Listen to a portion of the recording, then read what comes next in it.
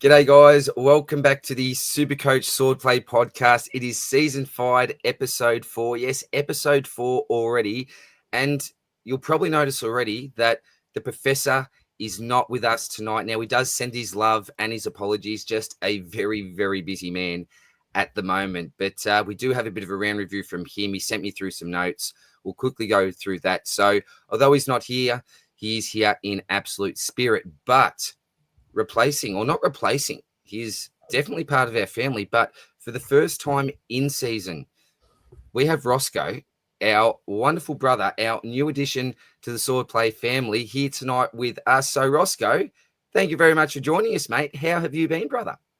Yeah, very good. Uni's been a bit busy getting in the way on Tuesday nights. I was having classes finishing at 8:30, and by the time you get home, you guys are already recording. Makes it a bit difficult, but managed to get my classes off Tuesday nights for the next semester, and I got a couple of weeks off, so we're looking good for hopefully the rest of the season, which I'm really looking forward to finally jumping in and being a part of. So, good to be on board.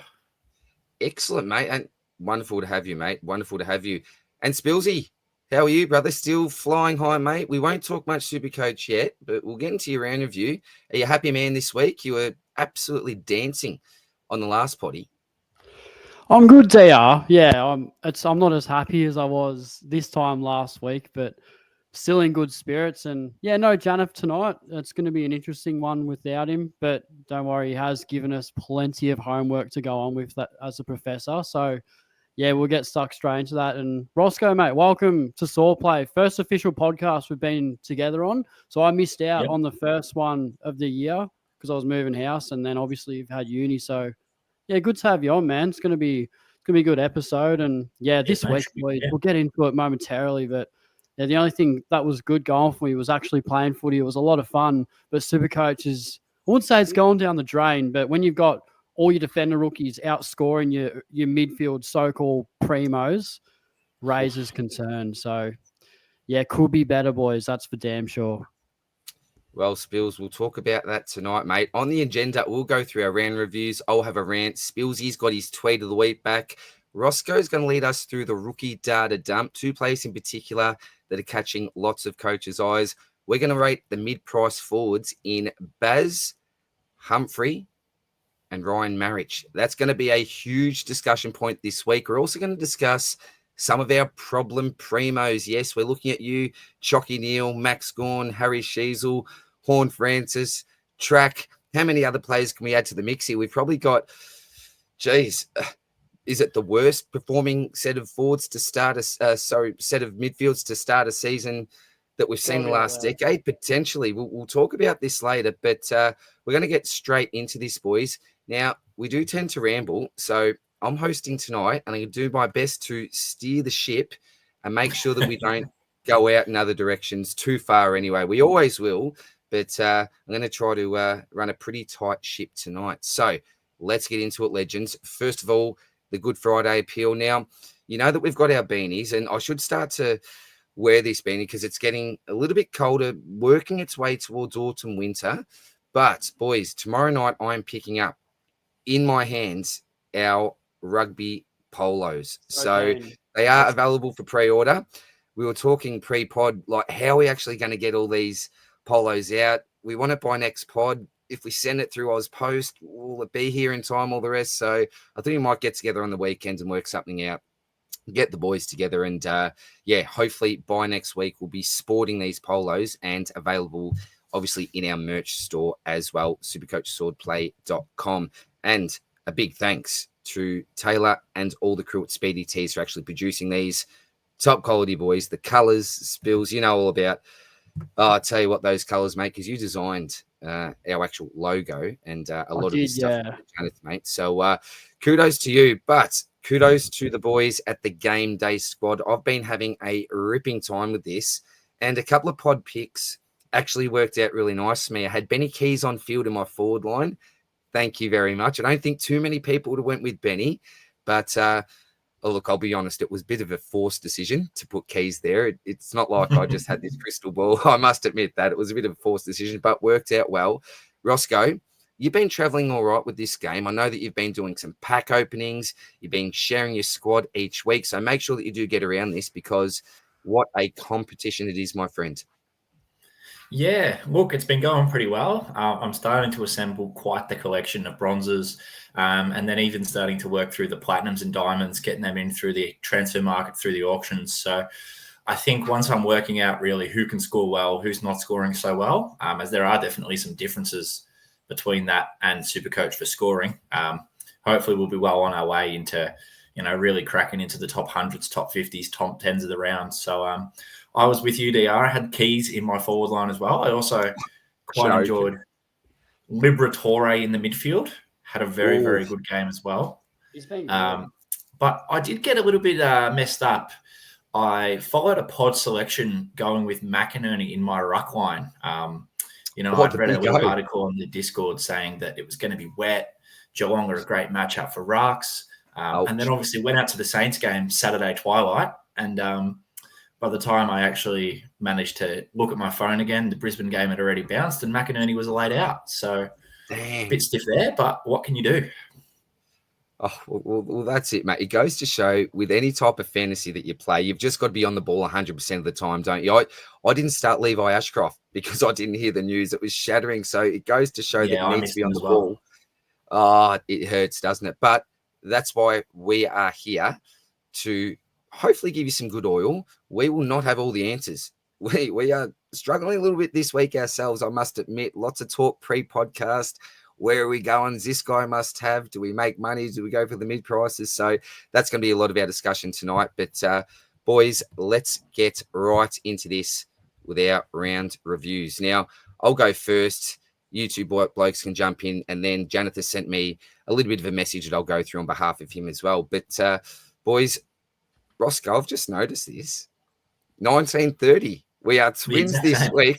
We're both at the bottom of the pod. So not surprised about that, but the man, Spillsy, will talk about his team in a little bit, but bottom of the pod for this week. But if we look overall, he'll still be standing pretty tall. But look, for myself, a 1930, as I said, the rank now inside 12.5K, so not complaining with that.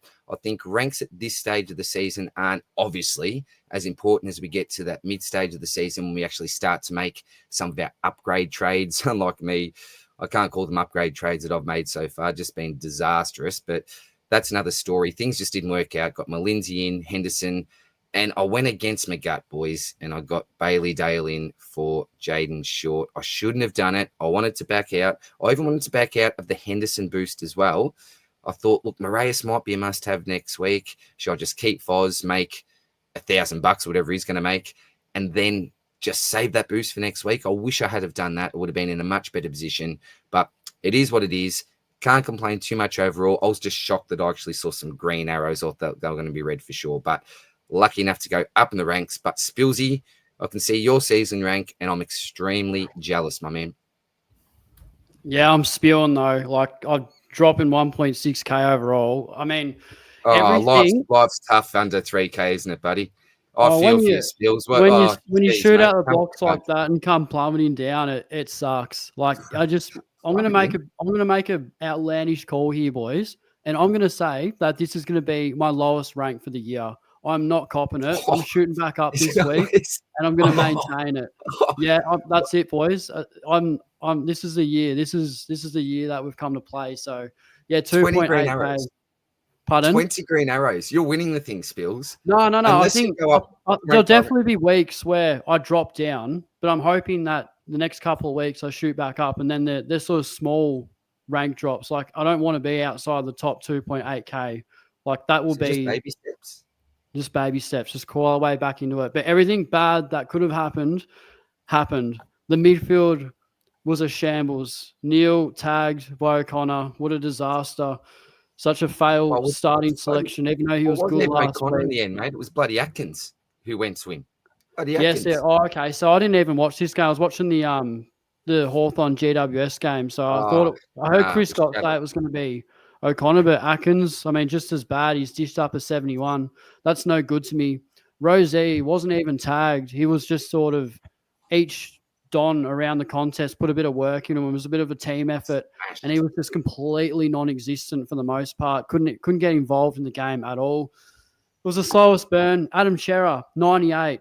He was on 103 halfway through the fourth quarter, and just that died in the arse. Oliver was pretty solid for an 80, but very wasteful. And Callahan was obviously tagged by, who was it? Finn on Finn. Finn McGuinness is back, boys. Finn McGuinness hasn't tagged in bloody 2 years, and he's tagging again. So, and it's Finn McGuinness. That's a bomb. That's an absolute bomb. And then you got Trainer, Pryor, and Reed outscoring literally everyone except Chera. I think Oliver and Pryor were 2 points difference. Other than that, the defender rookies outscored all my mids. So just an absolute train wreck, boys. I'm spewing Horn Francis. I know he's popular. I can't wait to shaft him. He's out. I'm trading this week. I'm pulling the trigger. He can get out. We'll talk about that later. But it was just a disaster week, boys. It can't get worse. I'm holding most of my primos because I'm expecting a bloody response. Maybe not off Rosie with the Winhager potential tag, Rossco, but I'm expecting better than 64. Just as you should. As you should. So, yeah, boys, not happy, but I think we can bounce back pretty quickly. But yeah, 1909, far from ideal. What about yourself, Rossco? A little bit better than me, same as DR, but yeah, he still had a green arrow, man. 7,000 compared to round two. Overall. Definitely a big climb. I think our midfields, from the sounds of it, are very similar, because I think all 5 of those players that you mentioned, I've got them as well. But obviously we own them for the season, not for the round. And having a look at some of the stuff I was looking at earlier, Lockie Neal's got Richmond, Finn Callahan's got West Coast this week. Great match. So there are some favourable matchups where we get that bounce back, hopefully. And, be good to nail a captain, because I got decoding in the first round, haven't gone so well since. I had Zorko pinged as my number 1 in our Captain's Corner video last week. But when I saw McRae 120, I was a bit nervous, thinking, do I risk it? Zorko in the wet? And I think Zorko ended up on 137. So I would have gained a few extra points if I'd gone that way. But for me, it wasn't, really worth the risk of, jumping on Zorko or Neal in the wet. And I'm glad that I didn't go with Neal, especially. So I like that, Rossco. It was a tough week. I looked at my VC score as well with McRae, and it was either Zorko or Brayshaw. And you think, geez, what do you do here? Do you take that risk for an extra, 20-odd points to get a 140? I just decided the way my week's going, absolutely not. I'm just taking the 120 to be safe. I banked that as well. Didn't touch on that, but I did take McRae's 120 VC. The sensible thing to do and the safe thing to do. You're a bit of a risk taker. Hey, it would have worked out with a Brayshaw and a Zorko, but it wouldn't have worked out with, say, a Dunkley, a Sherry. Cherry was my fallback. It was going to be Cherry. Well, there you go. Lucky Spills. You know what you think about DR? When you see that 120 VC, a burn the hand, that's what you think about, and you just take it. You've gone early with the saying. Very nice, mate. I like it. Well, this is on behalf of Janath. In terms of his round review, he went with the big TDK as vice captain. Lock that in. And I feel a little bit sorry for vice captainers, but a little bit happy myself who didn't vice captain him, that his scaling actually went down after the game, which was disappointing for those that went with him, and disappointing for owners in general as well. Trades were above, but pivoted off when Hasty and Campo weren't named. Pivoted to bring in Reed as another cash option. This is Murphy Reed. So how is that? Had Davidson with the 129 emergency. So went a week early and bought in Bice's life. Hashtag that Spills, throw away the key. And he swung Patton forward. How good is that? Ben Patton has been such an underrated pick. And Janath and I were quickly talking about this. He adds so much flexibility to your sides when you're making trades. You can even change your structure with someone like a Bice. So a big question for this week with people, do you trade out this is Patton. Do you trade out Patton, or do you leave him there for that insurance of flexibility? And how much do you pay for that? Or how much do you lose out on keeping that insurance? So for example, if you don't trade Patton for a Moreas this week, you're losing out on that cash gen, but at the same time, you're giving yourself that flexibility in your side when you are making trades, particularly when we're coming closer and closer to upgrade season. So that's just a conversation that we had there. But Lindsay got subbed. That was a shocker for him. Bit rogue, but hopefully the cash gen with this triple downgrade can be beneficial long term. Really strong rookies across the line. Reed, Pryor, Trainer, Nod, Reed, Davidson, and Max Hall. So that one's on behalf of Janath. And look at the man now, 2005. So top of the pod for this week. But overall, Spillsy, you're still sitting there, my friend, at number 1. Janath's sitting at 2. I'm sitting there at 3. And Rossco, although you're sitting at 4, if you quickly do the maths here, mate, we've got 46 plus 18. I say 58. Then we add that to the 4. What have we got there, Rossco? 64 points, I believe it is, between us here. 64 points. Now that's a captain choice ranking at the end of the day. Yeah, it's and that's why I touched on before. When it comes to the rankings, don't take too much notice of it. All right, I'm going to get my rant over pretty quickly here, and it's similar in many, many ways to my rant from last week. My rant from last week, as you can see down there, was the fact that one of my primos got subbed in Isaac Rankin. What happens this week? Well, again, I get smashed with subs. Now, you can see Elijah just on the counter there.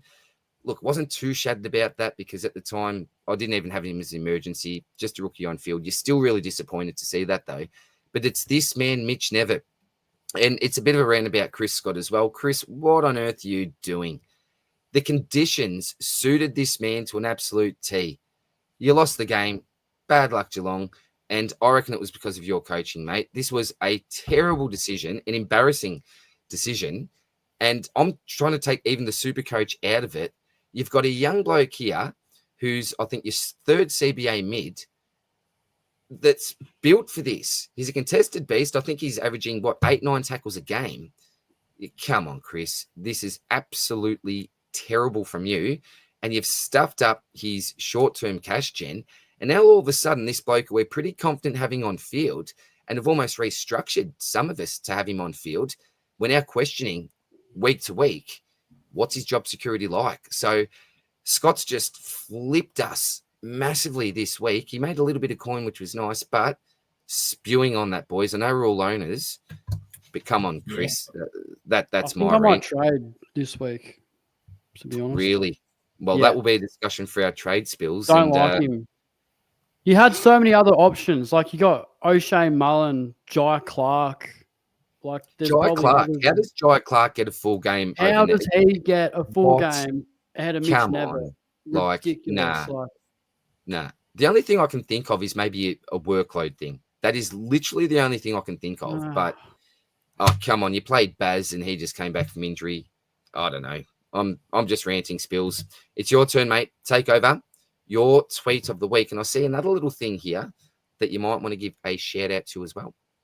Yeah, I'll be really quick here. So, yeah, kudos to the Phantom. Yeah, we all love him. He's unreal. But, yeah, this one made me piss myself on the Friday night. So, yeah, you got David. It says a Supercoach. Hey? All it says is Supercoach. How about for the people that are listening just by audio here, give them a bit of a picture about what we're actually looking at on the screen here, Spillsy. I think ever since they put the signs up, so they've canned the runners coming on, or they did this way back in the day when Woodward got in the way of Stevenson, and they've ever since then they've obviously had the signs up when there's 30 seconds left on the clock or 5 minutes or whatever. But the Phantom's done his own little editorial here. He's actually got a picture of Sam Davidson with a flame in the background, just absolutely rubbing it in with the score in the background. You got Vossi just sitting there with his arms crossed. He doesn't know what he's doing. He's rattled. He's up there, one of the most rattled coaches going around. I think Janath will absolutely agree with me on that one. But yeah, hashtag Supercoach in a sense of, well, I guess, yeah, if you didn't field him or you don't have him, you don't have access to him on the field, it's absolute curtains.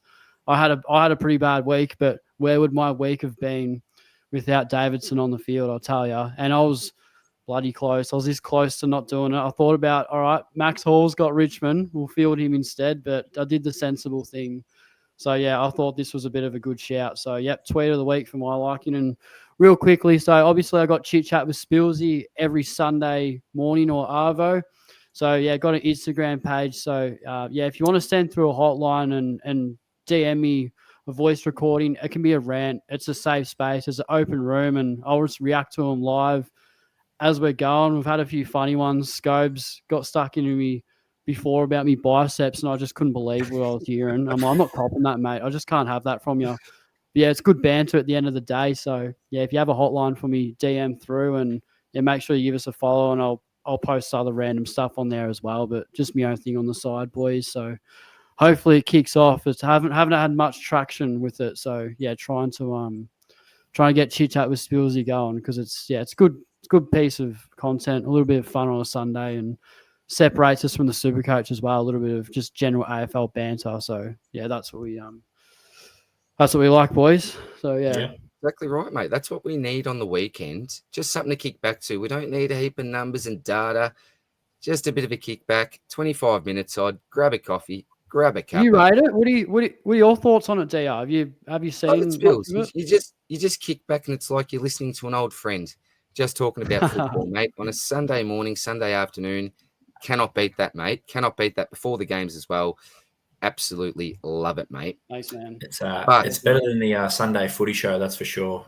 I'll take that from Rossco. That's a good work, TJ.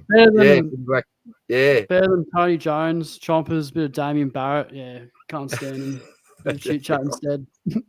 Well, one thing that I don't like, boys, is injuries. Now, I'm going to add this to the screen here, or to the stage, and quickly go through the injury list for this week. And look, there's some potentially relevant Supercoach players, but one thing we always need to look for, even when irrelevant Supercoach players are out, is how does that affect the relevant players? They could fill a role. They could actually come into the team, some of these rookies. So we'll go quickly through the injuries. So you've got Gallagher Murray, probably Rishali's a big one there, ribs 4 to 6 weeks. The main question I've got is, does Sid Draper come into that side, or do they go with more of a like forward type?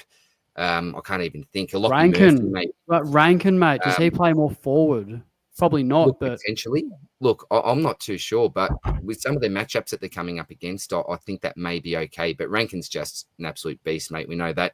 The big one here, Kitty Coleman, now 4 to 6 weeks. So remember pre-season, he was on track to actually play some of those practice matches, but he's had some setbacks. I don't know what the actual setback is, but these things can happen from time to time. Now out for 4 to 6 weeks. So a little bit unfortunate for those people that may have been looking for an early move there. Loman's out of the side again with an ankle. Does that mean McLaughlin comes back into the side? Potentially. Need to wait for team sheets there. Starcevic, very unfortunate, out with concussion as well. For the Blues, obviously, Mark Pitney, a calf for 1 week. Now, we did ask Janath on the phone pre-podcast, do you think this bloke's going to come in the next 1 to 2 weeks? He said, absolutely not. But Vossi is a crazy man, so who knows? You can never actually say that it won't happen. And then we've got Zach Williams, who's soreness for a test. Don't know who that'll affect. For the Pies, I don't think there's a heap of relevancy here. We've got McGuinness out for the season, along with Finn McRae. Nothing much to see there. Wowee, Spills. Caldwell, this is a bit huge.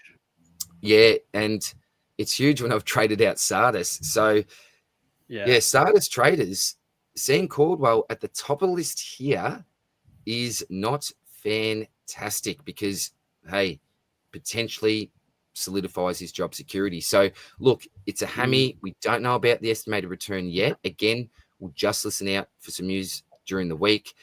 Cox, Clark, Edwards. Now, Spillsy, this is extremely sad, isn't it, mate? Like, he gets his opportunity. He looks pretty good. And then a season-ending knee injury. So, Tommy Edwards, on behalf of all us, mate, quick recovery, but Spillsy being an very, very stiff. Yeah, he looked so good against Adelaide. He was one of the only few that played his bit and really put his hand up for long-term selection. So, yeah, it's sometimes footy's just such a harsh, unforgiving game. So, yeah, best of luck for him in recovery, and can't wait to see him rip into next year. That's for sure. Yeah, a few players out. I think of Lincoln McCarthy as well, and missed out in our grand final last year. That's, just shattering, isn't it? Then you got Langford, probably Darcy Parrish's one, a test with a back. So, again, keep out for that sort of news. Now, this may be a big one.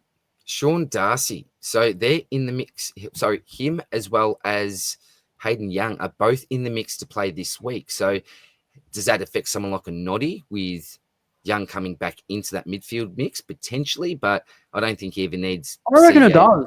I think Noddy's sweet. He's He's a got the jet. runs on the board. He's a Yeah, jet. that's fine. Yeah, and we don't know what they're going to do with Young. Maybe ease him in through a forward role. Who knows? Shrek for Luke Jackson owners. Yeah, that's not fantastic because I owned Luke Jackson at the start of last year. Shrek came in. Yeah, and it wasn't Not making that same mistake again, DR. Yeah. Oh, no. Oh, no. No way, mate. Geelong, we've got... Oh, yeah, we don't need to really mention that. Conway's are back to be confirmed.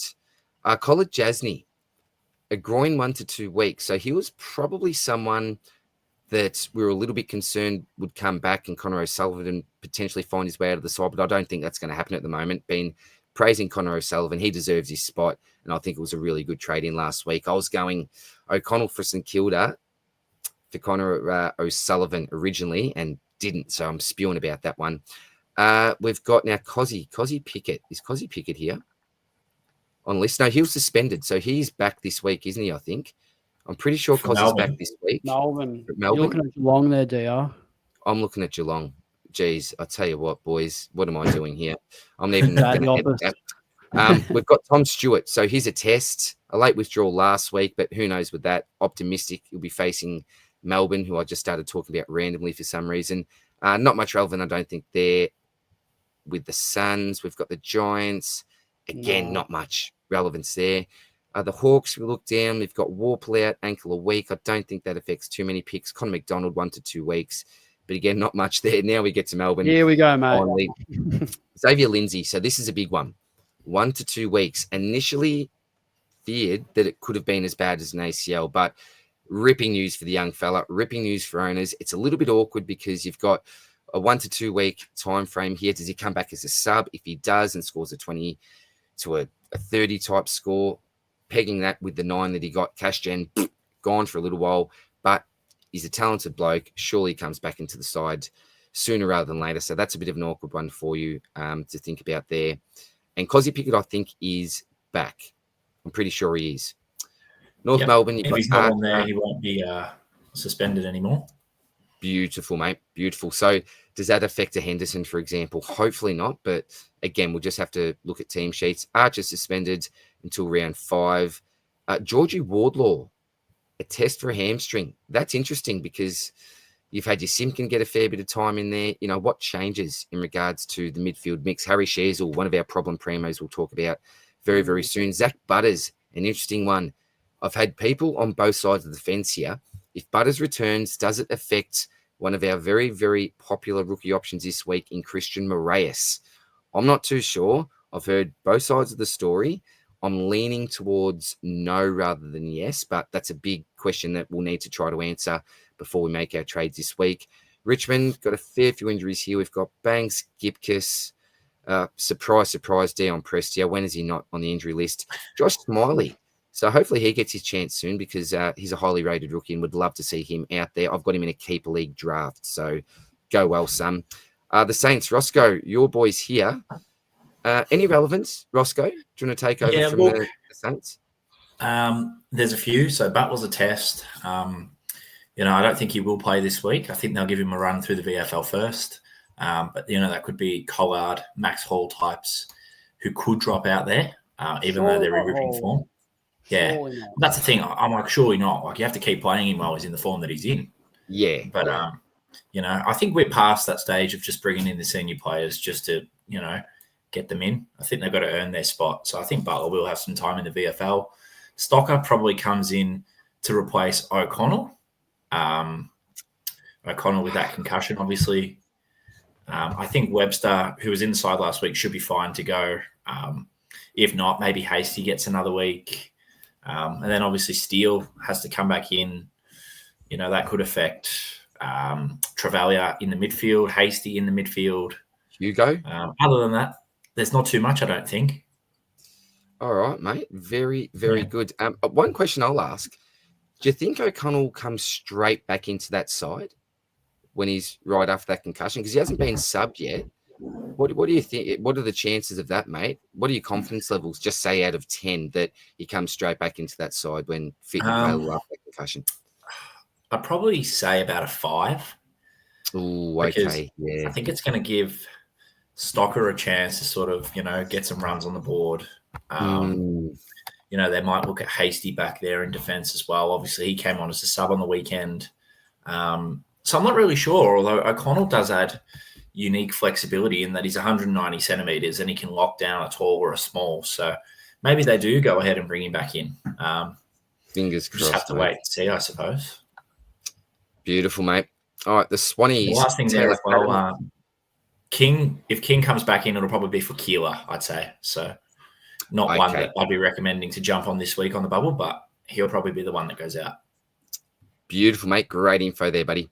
All right, Adams hammy for 4 to 6 weeks. Cunningham foot 1 to 2 weeks. May affect someone like a Bice, who knows. Same as Robbie Fox, calf. We've got poor old Errol there. Probably a big one here is Callum Mills. Now, I think there was news recently that it's now going to be around, so now 2 to 3 weeks away. I read somewhere 4. So we'll see what happens there with Mills, but one that we can potentially look to upgrade to when the top. Yeah, it says there Mills is 2 to 3 weeks away from full training. Oh, sorry, I didn't read from full training. Oh, okay. Yeah. So definitely one we'll need to wait on, mate, without a doubt. Probably helps. Hutchinson. That's probably good for Riley Bice. No Mills. Look, the more injuries at Sydney, mate, the better for Bice, I think. Yeah. Absolutely, bud. You got Hutchinson here, hammy for 1 to 2. Gov is now the big one. So groin, McGovern will update on his groin on Tuesday. Oh, well, it is Tuesday. We haven't got an update, or I haven't seen one yet. So that's going to be big news for one of our mid-prices we'll be talking about. Elliot Yo, knee and ankle. Well, that's no surprise with Yo, is it? Not Yo, 3 to 4 weeks. Surely not. Yeah, surprise. And finish with the Dogs. You've got Bont still 3 to 5 weeks away. I was having a laugh with Janath. We were talking about, which midfield premiums are we confident on? And I had a bit of a laugh and I said, when Bont comes back, he's probably got the opportunity to still finish first for total points, the way some of these blokes are playing. So, he's out for a while, and Trelaw 4 to 6. So that does affect the job security, I think, of some Dogs. So that'll be interesting to see what happens when they actually come back. But unfortunately for now, doesn't look like it's going to be anytime soon. How's Kane Corns on bloody Bonampalli's return, where they, at the start, they were like, it's going to be like 5 or 6 weeks. And he's like, if Bonampalli's back by, round 5, he's like, I'll step away. He's that confident, and it's looking that way. It doesn't look like Bond's coming back anywhere near that time frame. So I want him. I just want him in my team, mate. ASAP. I want someone reliable that I can just captain every week, mate. But let's go the opposite route here and go all the way down to the rookies. Now, we are missing Janath this week, but don't you worry about that. We do have the other half of the third man up, Rossco, to lead us through the rookie data dump this week. Now, Rossco, we've got 2 major options that we can see in the screen here. Our man, Christian Moreas, along with, I'll say, Spillsy's man, Mr. Bice over here. He's got the sunnies and the claiming him. I'm claiming him there. Yeah. You're claiming, and that's fair enough, Spills. I will absolutely allow you to claim him. Rossco, there's a bit of an issue here, mate. There are that many options that it's minute on the screen, and I can't even see what I'm doing. So you're going to take over, mate, and you're going to zoom in a little bit for us here and go through the rookie data dump for us for this week. There's a couple of big names, but are we sleeping on any other options, or are they just all potatoes or spuds, as the great man Ebbs would say? Yeah, I'll just quickly run through. There's a few names, obviously. So Draper, probably consider to see if he gets named with Rochelle. Daniel Curtin, we've probably missed the boat on him. I wouldn't be recommending jumping on 204K. So he's a hold if you have him, obviously. Nice break even, but a tough matchup. Levi Ashcroft, think he's a field coming up against Richmond. Even though it says here 8th easiest, that's sort of a forward kind of matchup. Get some midfield time, then, I think he can definitely go above that 64. Couple of bubble boys. So on the left here in the green are our players that are on the bubble this week. Darcy Fort, Francis Evans. I'd be passing on them. I think McInerney will be back. And Francis Evans, as you can see here, 79, and he's on the bubble. You can't trade him in. Very simple. Couple of trades as well, Sardis and Camporeale. I think these are 2 that you could be moving on. Obviously, Sardis is on the bye, and Camporeale, the job security's not clear at the moment. Like, he's obviously been dropped. How does he work his way back in? You could hold him, use him as a loop, but you could also trade him. Do you guys agree with that? He plays the first game, so I'm trading. Can't lose. The only I suppose concern is that he's got a negative break even, I believe, in the 40s, and I think he can come back. I don't see him as a definite out. I wouldn't be surprised to see him named this week. So it's very obvious to say this. If he's named this week and you own him, absolutely hold. But if he's not for the second week in a row, sub the week before, you are getting pretty concerned. And a nice sideways trade to a man from Port Adelaide, I think, will be a pretty nice option. And the only thing with Elijah Sardis as well, absolutely agree with that. One thing to look out for, though, is the timeline for that hamstring injury for Caldwell. So if it's looking like he may have an extended timeout, even with Parrish coming back in, it would get me thinking about holding anyway. Without that, I'll definitely be trading. So, yeah, not much I can add to that myself. Yep. And then, we've got the Essendon boys on the bye, all coming off decent scores. So we hold them, chuck them on your bench, use them as your loops. O'Driscoll, a tough matchup against the Dogs. They're the hardest team for wingers. But I think you still field him. You're obviously holding him, averaging 96.7. Just keep him on the field and back him in. A couple of bubble boys for Freo, Carl Warner, Patrick Voss, Neil Erasmus. I think the first two are a pass. They don't have the job security. They don't have the scoring on the board. Erasmus, hold him if you still own him, obviously. Take advantage of the cash. Maybe a buy if you already own Bice, Moreas. He is not a bad option, but I think there's bigger fish to fry. Of course, Murphy Reed, if you're lucky like Janath and you've got him in, chuck him on your field this week. I can't believe that. I just cannot believe you did that. 106 last week and a minus 63. There's cash to be made there. Meat on the bone. Love it, Rossco. We've marked Mitch Nevitt as a hold, but chuck him on your bench. I know he's got the second easiest matchup for inside mids against the Ds. They're playing at home there on Friday night. Just not clear whether he's going to be the sub. So, don't. Surely not, Rossco. This man comes to his sense. Surely. We hope. Surely. Shorty, if you're watching, have a chat with Chris Scott, could you, mate? Come on. Taking the P155. And then we've got Ted Closey, who's had a couple of nice scores for the Cats. Nice, easy matchup against the Ds. I don't trust. We've marked him as a potential buy as well. His job security we're not so clear on, but he's got a nice break even. If you have Moreas and Bice, he could be one that you could look at bringing in. O'Sullivan, we recommend popping him on the field. We've got Humphrey there. We'll get to him later. A couple of boys from the Gold Coast. We think they're all a pass, even though Ethan Reed's got a nice break even. He's a forward ruck. Like, they never really score consistently well. Harvey Langford is one to watch as well. He's on the bubble with a nice 87 last week. Could be one to buy if you think that the Ds are going to give him that opportunity to flourish in the midfield. However, how many is too many? If you already own Henderson, you already own Lindsay, That's a good point. There's a lot going on there. I think 15 contested possessions or more. I think he went close to leading the way to the Ds with contested possessions. So that's a really nice sign, and surely I think undroppable after that performance. But again, who knows with Goody? There's a bit going on there at the Ds, Rossco. Yeah, 100%. We'll move through a couple of players from North Melbourne, mostly a pass. We recommend trading O'Sullivan with that 37 break even. He doesn't really have the role. What a tricky matchup against Sydney. I think we have to move him on. Do you guys sort of agree with that?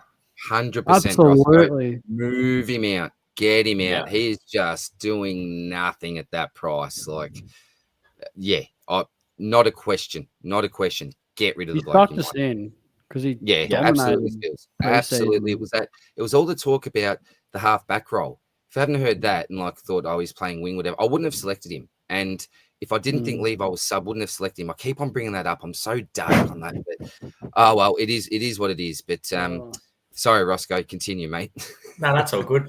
Hansen Jr. and Constanti, we think they get one more week. They did look really good this time last week with their low break evens, but a 19 and subbed off and a 41 for Constanti and a tough matchup against Sydney probably says they might drop another low score, but maybe not trading them yet is the best option.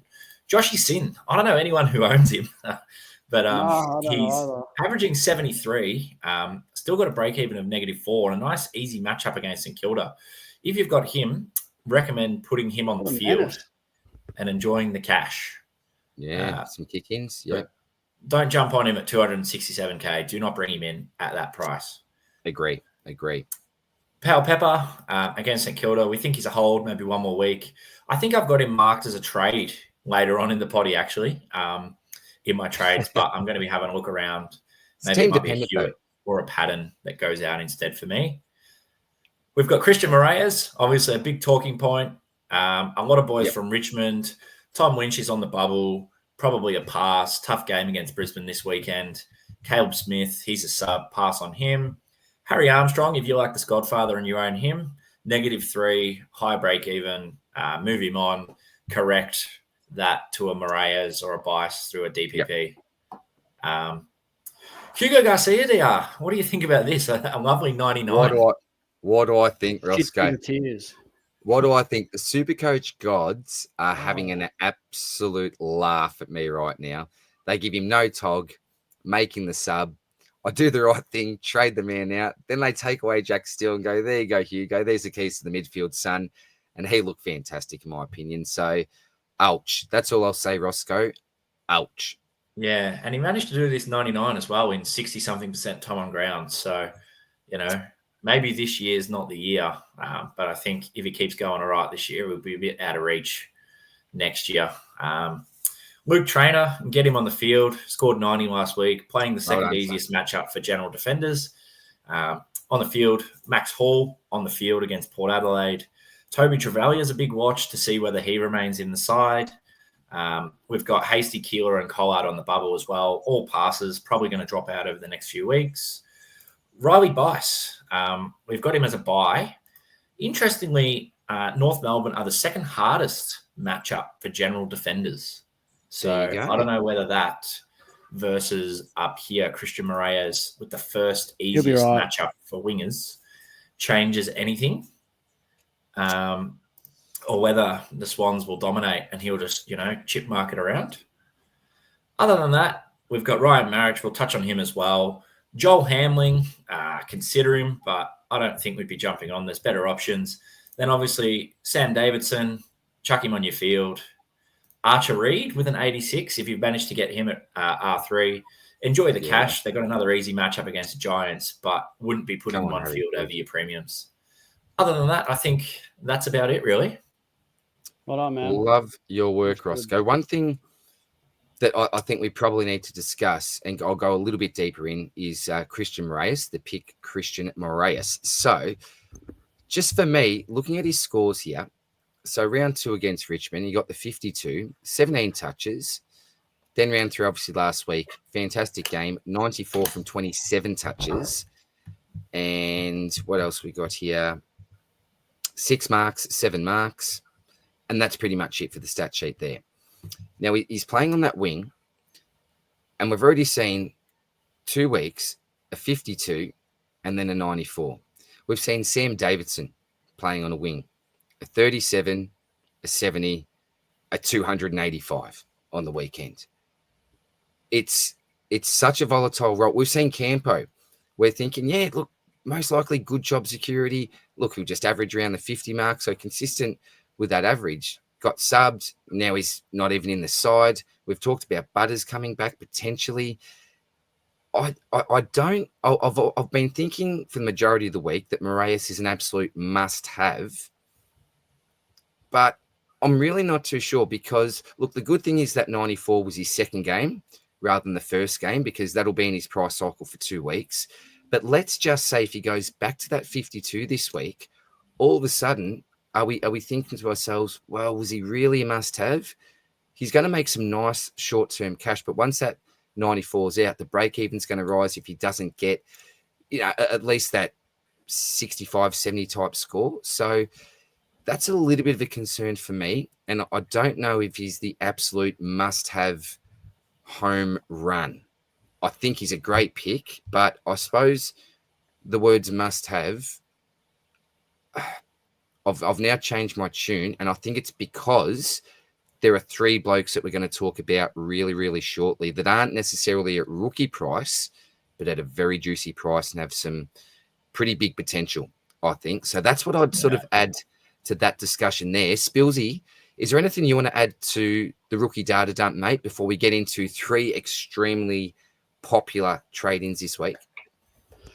Well, I'm not worried about Bice's matchup, boys. I reckon he'll cook. He's I unreal. didn't think so. Straight up field him and leave that Captain key in him? the bush. Maybe Throw captain it this away. week? Maybe the VC. If I didn't have Zorka, I'd probably look to VC him. But Nice, yeah. nah, look, boys, he'll be solid. But yeah, Moreas, I like him as a pick, but he's not in my trade plans this week, and we'll talk about that later. But I think he's gonna be a great rookie. But yeah, that role, I don't think he's popped, but I don't think he's gonna be one that sort of makes you pay. I think he'll just tick along nicely. He started well. Matchups get a little bit tough for him, so it'll be interesting to see what pans out. Rookies come and go, and I don't think it's going to be curtains if you fade him. But yeah, I do think he's a fine option. I think you just grab the best of what's available. If you've already got him, grab a Bice. If you've already got Bice, work it out. Try and there's like 2 or 3 rookies that are really relevant, and the rest completely drop off, I think, anyway, because you basically all the really popular ones, the good ones, you pretty much own them by now. I mean, there's not many that are good here that we don't have, so I guess you just let it play out. But yeah, Moreas, he's the big talking point. He's the big cheese of this rookie data dump. So yeah, we'll definitely address him furthermore on the potty as well. So no, should be good. Done well here, Rossco. Absolutely Beautiful. Ripper effort. You and Janath smashed every week. So if you're having a listen to this and thinking, where can I find all this stuff? We'll be chucking it up on Third Man Up tomorrow, Wednesday. Wow. So this will be going up, and we'll have our captaincy data as well going up. So you can get your eyes on that on a Third Man Up on Twitter. I'll turn this off now, and we can move on, I reckon, to some mid-price madness. What do you reckon? Let's get to it, mate. Let's get to it. Here we are. There's 3 blokes. Now, I've got a feeling that after discussing Moreas, there's a few of those rookies, these 3 blokes, then we're going to get into our problem primos. But I think most of the mailbag should almost be covered with this, lads. What we're going to do is we're each going to take a bit of a play here. Now, it's not necessarily the player that we rate as a number 1 pick. We will give our ratings after we've had a quick discussion about them from 1 to 3 this week. And look, I wouldn't be surprised to see anyone finish as number 1, 2, 3, whatever. But it is a very tough decision. So we're going to do our best to discuss some of the potential for the 3 players that you see on the screen in Bailey Smith. Well, what do we call Bailey Humphrey? Humphrey B. Bear. I don't know a player who's got as many nicknames. Just the Bear, this fella. There's so many that we could give him. Humpty. And then obviously, there you go. And then Ryan Maric as well. George's boy, I believe, from all the way back early pre-season. Absolutely. So I might start. And boys, I was the one who sort of said, look, we'll go here and there. I chose Baz knowing it was the easiest. So sorry for throwing you boys under the bus here. I think I've gone for the easy man here. But look, we'll go through some quick stats, give a bit of gut feel. So I want to go all the way back to game 1 versus Fremantle.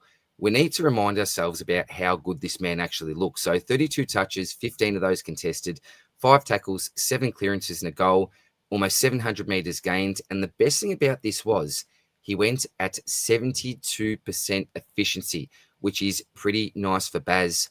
147 Supercoach points for his efforts. Game 2 versus the Lions, some tougher opposition.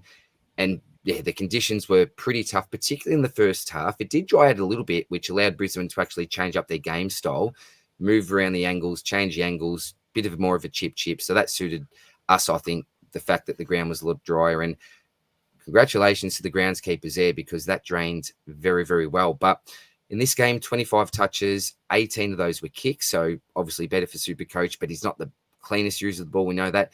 10 contested, 5 clearances. Very impressive, 11 tackles. This is what we want to see from Baz, getting his hands dirty, particularly in those conditions. Hey, tackles are up for grabs because our man, for some reason, Mitch never started as a sub. So there was tackles up for grabs, and Baz really took advantage of that, which I really liked. But this was the issue here. Multiple turnovers, which we're not really surprised with Bailey Smith. And one of the reasons why I decided to fade him, which was obviously the wrong move, and I'll hopefully look to rectify that this week. And he also gave 3 free kicks away. Now, at the end of the day, his disposal efficiency was 28%.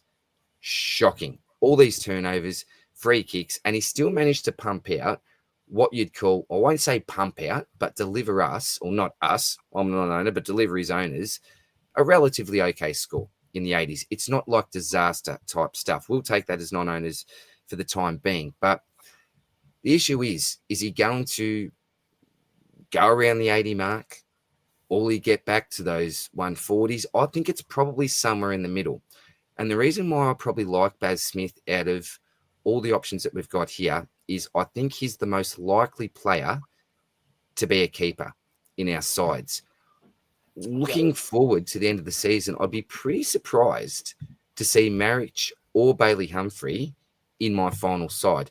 Potentially, and if you're trading him in, you're hoping as an ideal scenario. But I think probably for these two blokes, it's more of a cash grab. With Smith, I believe that you're getting the cash grab as well. So that's my thoughts there. I think this week coming up against Melbourne could be a pretty scary proposition for non-owners as well. So we know that he's been injured already, so that durability may put you off. But with his ownership, what are we looking at here? We're looking at 68.3%. That's pretty high. I think it's probably safer to go with the pack. He's got a break even of 3. Plays Melbourne this week, as I said. Now, 26% and 35% CBAs. It's not much, is it? So are these higher type scores sustainable in his role? I think they might be, or around the 100, hopefully a little bit more mark, because he's just that type of player that can find the football. And as I said, last week, wet conditions, still had 25 touches. So if they're better conditions, I assume that disposal efficiency goes up. And the last point I'll make is that his champion data's love child this year. I was watching the live scores, and JP, the great man, former winner, absolute legend, needs to have a beer very, very soon again, mate. He gave me some good advice. Don't look at the scores every minute, 2 minutes, whatever. It will send you absolutely nuts because you will never be able to make sense of it. He just checks them once a quarter. Because I witnessed a piece of play where Smith literally dropped an uncontested chest mark, fumbled, Brisbane guy picked it up, and he gave away a free kick for a high tackle. He went down 2 points. Come on. And it was in a fairly, not the most crucial part of the game, but a fairly crucial time of the game. So, yeah, I think that champion data really have his back this year. I'm sure there's other reasons, maybe some contested knock-ons, all that sort of stuff. But, yeah, I like Bailey Smith, and I think there's lots of green ticks and not too many red crosses for me. So that's my thoughts on Baz. Have I covered it pretty well, boys? Is there anything you need to add before we need to move on to the next player? It's the ownership for me. I mean, I was looking before while you were talking. I own 26 of 27 players, all in the top 1%. And Bailey Smith is that one that I don't have. So do you really want to antipod that? I mean, if he hits a couple more of those targets, he's tunning up. I mean, the fixture opens up. It's the easiest sideways trade. Horny down to Baz. I mean, Horn Francis, a couple of weeks, he's going to be almost Bailey Smith's price now. So they're basically essentially going to flip in price. So I wouldn't even call it a sideways trade. You're maximizing your value. So you bank was 110K doing it now, but then you're probably going to gain another 110K in 2 or 3 weeks when Horny drops down to 440. Bailey Smith's pushing 500K. So can't antipod this. You just got to bring him in. I think he's number 1 on the list out of everybody this week if you don't have him. So, pass the eye test. Very nice. We'll get to our ratings very, very soon. Rossco, anything to add to Baz, or are you ready to take over and talk about what we'll go with? Humpty Dumpty, I'll go with. Yeah, look, I think he's summed it up pretty well. I don't have him, but I'm bringing him in this week. I don't think I want to miss out. Maybe if he had a couple tough fixtures coming up, but I'm just looking at that game against Melbourne on Friday. I'm just thinking playing back down in Geelong, he could be back to full fitness potentially. Obviously there was the injury cloud that might be disappearing. Could be another 140. I don't want to miss it. So, I don't think I can risk that already being a bit behind the 8 ball. But, I think he's one that if we bring him in, we'll be holding him for the season anyway. So hopefully that can go well if I jump on him this week as well and I don't completely curse him, but we'll see how we go. No, Another I'll one be that the I think one. I'm going to be I'll be the jumping one on to with, curse. though, as you say, is Bailey Humphrey. So I've had a bit of a deep dive into his numbers so far, and I think that it might be sustainable, and he could even be an outside chance to be an F7 or an F8. Oh, here we go. Big call. Rossco. Tell I us like about this, Rossco. Sell us. So you can Sell see me here the he's pick. got the break even of minus 55, priced at 270K. So it's not cheap to get him in. It's a big risk. He's averaging 107.5. I'm going to whip out the notepad for this. Love it. 104 against the Eagles in round one with 32% of centre bounce attendances, and 111 last weekend against the Ds with 41% centre bounce attendances, going at a points per minute rate of 1.1. So he is scoring above a point per minute that he plays, which is pretty decent, really, when you consider it. Now, his next 4 fixtures coming up, they've got Adelaide at home, North Melbourne in the Barossa for gather round, Richmond at the MCG, and then they play the Swans at home as well. So in terms of DFS, they've got him classed as a general forward. I know he is getting that midfield time. So the matchups don't look too bad if you're going off the last 5 Supercoach. Adelaide are the 9th easiest, North are the easiest, Richmond are the 5th easiest, and Sydney are the 3rd hardest. So, they're not too bad, really. You could be playing GWS, Hawthorn, Sydney 3 weeks in a row, and you'll be saying no. But those games against North and Richmond, I think, give him a lot of upside. Love it, Rossco. Love it. Yeah. So I did a bit of a price crunch. I know that Scobes and Petey over on Twitter have their extension with the Supercoach price calculator. So I've done a bit of math here. If he goes 80, 80, 80, 80 over the next 4 weeks, he'll make 110K. 85, 85, 85, 85 gives you 124K. 90, 90, 90, 90 gives you 138K. But for all of these scenarios, whether it goes 80, 85, or 90, if he goes 100 plus in either the game against North Melbourne or Richmond, it's highly likely he will crack 150K if he can keep that consistent kind of 80, 85, 90 average across the other games. That's tempting. So maybe he goes 80 against Adelaide this weekend, and we might be thinking, oh, no, it could be, not so great. But then he goes 110 against North, and that scoring just goes bang again, break even, go straight back down with the game against Richmond to come. So not too sure. The last thing I wanted to touch on with him, obviously he plays in Gold Coast, which is like one of the most volatile teams you can ever choose a Supercoach player from ever. They had the debacle with designated kickers last season. Trying to pick the right midfielder from their team's always a trap. Rarely spills. So they do have a few mouths to feed. And I had a look at the CBA data for the last couple of weeks. So Anderson and Rao have been prominent in that mix. Him playing hasn't affected them at all. Sam Flanders came in last weekend and took 41% of the CBAs.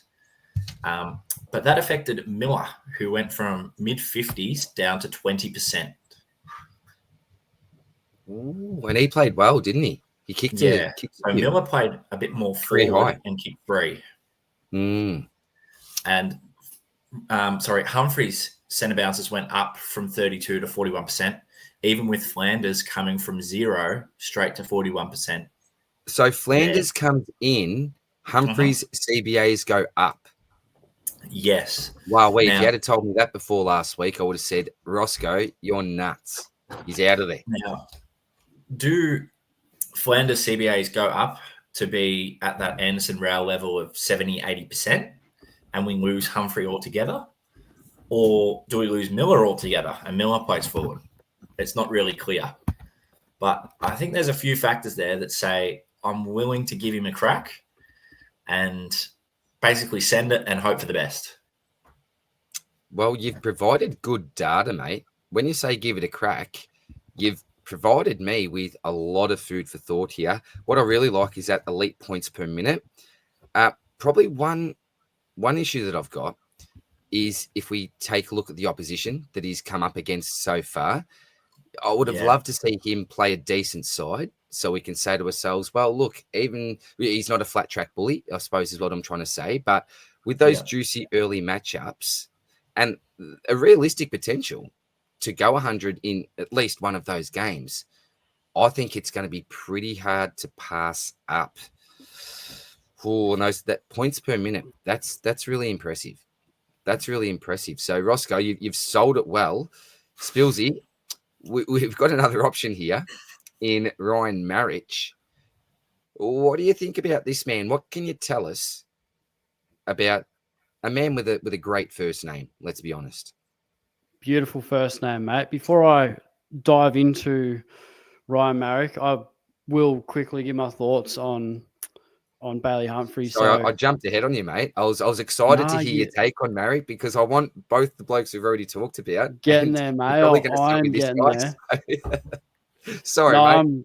I'm Rossco sold the pick, and I'm buying for sure. And if it does flop, he's going to get 2 at least quick cash grabs. So he's a really good early cash grab. That's worst case scenario. But how wrong could it go with North and Richmond in your fixture? And yeah, he does have the Crom this week. Tough matchup.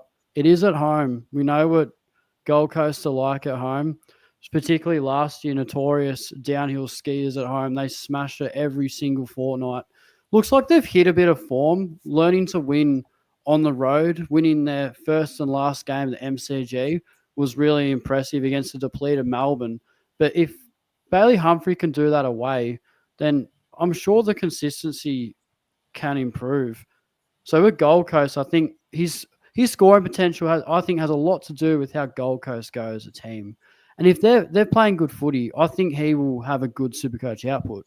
And they're showing that they can win on the road. And I think the Suns are a real smoky for finals this year. They look really good. And yeah, as a Dons man, very nervous to play against them for sure. So I'm bringing him in this week without a doubt. And yeah, I think worst case scenario, he absolutely hits his break even the next couple of weeks. And then at least we've made a bit of money off him. And it's pretty easy to fix that. But big call from you, Rossco, as a top sort of 6-7 forward. I like it. I hope so. But geez, set the world on fire. So I'm all in. But yeah, we'll dive into Maric. So I've done a deep dive as far down as I can. I couldn't find as much data and insight as Rossco. I just can't compete with a third man up. DR. They have a way. They are the absolute scoops of Supercoach data. But I do like Maric, boys, and they recruit him well in Gippsland. So local boy from Druin, I know it well down there, and yeah, got his opportunity. Pick one of the mid-season draft a couple of years ago now. So this season, round 1 was a bit of a shambles for him. He was the starting sub, I believe, which has worked out quite nicely because he has a little bit of a deflated price. So, yeah, he's only gone up, what's that, 42K. So, yeah, 265 is very fair and reasonable. That ship certainly has not sailed, and without that sub game, we wouldn't be talking about him. He'd be well gone. So we'll address the last 2 weeks of Maric. So top 5 for meters gained, 2 weeks in a row. So he's the man there. Likes to hoof it long, and if it's not a turnover and it's an effective kick, we know what scoring is like with meters gained. We've seen that a lot with Luke Ryan last year, just playing on kicking it 60 meters down the line, and if it even nips a West Coast player's hand, it's going to be an extremely effective possession. So that's what he's got going for him. No McGovern. Obviously, that is a test. I think that benefits him. He's not that sort of player that will lock down. He doesn't have the frame for it, but that could only mean more kick-ins. And he's already averaging, I think it's 8 or 9 kick-ins a game in the last 2 weeks, which is pretty serviceable. It's not elite, but you absolutely take that every day of the week. Oh, yeah, big time. And in those 2 games, he's had 26 and 28 disposals, and he loves to kick. A lot of kicks in those games, and 95% of them, boys, last week in the defensive half. And he's 87% against Brisbane the week before, but still extremely beneficial for the role that he is playing. It's a very low risk pick, and similar to Humphrey, you're definitely picking him as a stepping stone. No way he's going to be a keeper, not long term anyway. You never know, but it gets a rookie off the field, and that's what I'm doing. I'm looking at bringing, believe it or not, a real preview to my trades. We're looking at them right here. The 3 amigos, they're all coming in my team because you're getting an extra rookie off the field for a Horn Francis type who's going to absolutely bleed in coin. So, yeah, very aggressive. I like all these picks. So, Maric, he's a good one. A nice open Giants stadium matchup as well. I don't know how well they've been in front of goals, but the avenue for kick-ins should only increase without McGovern. And I think he's a safe as houses player to bring in. Don't think he's got the ceiling as Humphrey, but I think consistency he'll just be a really solid pick, and you can't go wrong picking him. So, yeah, I'm in a position where I can load up on all of them if I want to. It just means I miss Moreas, but that's another story, boys. I strongly endorse the pick. George's hot on him, has been all preseason, played a lot of his juniors down back, so he knows the role too well. So, yeah, I've been following that for a long time. His bizarre love for Ryan Maric, but you can see why, because, yeah, he's delivering his scoring potential, and for, very juicy 265K. That's good enough for me, boys. I'm pretty happy with that. He's coming in this week more than likely. So, what do we reckon? DR is shaking his head. Don't think he likes what I've said, Rossco. You had one job, Phils. You had one job. This bloke's a dud of a pick. Take him off your list so it makes it a little bit easier for me, mate. You had one job, Spills, but you have just you have sold me the chocolates there, buddy. Wow, okay. I think a big question is, now we've done a great job, I think, giving ourselves a little pat in the back for giving a bit of info about each pick. But for those people that can only go with one, maybe max 2, someone like Spills has a luxury of going all 3, and maybe a bit of strategy talk later with your trades when it comes to skipping someone like a Moreas. But boys, I think what we're going to be asked to do is rate them. There's a high chance that we don't get this right, because just like everyone else in the community, we're a fan of all 3. But I'll go first. I'm going to say Baz at number 1, simply because Spills touched on ownership before. He's the sort of bloke where we've seen close to 100 season average before. Not quite there, but we know what the talent's like. He's really enjoying his football now, and we've already seen in round 1 they can go close to 150, and potentially with his stat line, if you take away that efficiency, probably the conditions, he gets a nice 100 there as well. So I'm going to say and you may call me boring, it's maybe a DR type selection here because I'm a little bit more conservative. I'm going to say Smith at number 1.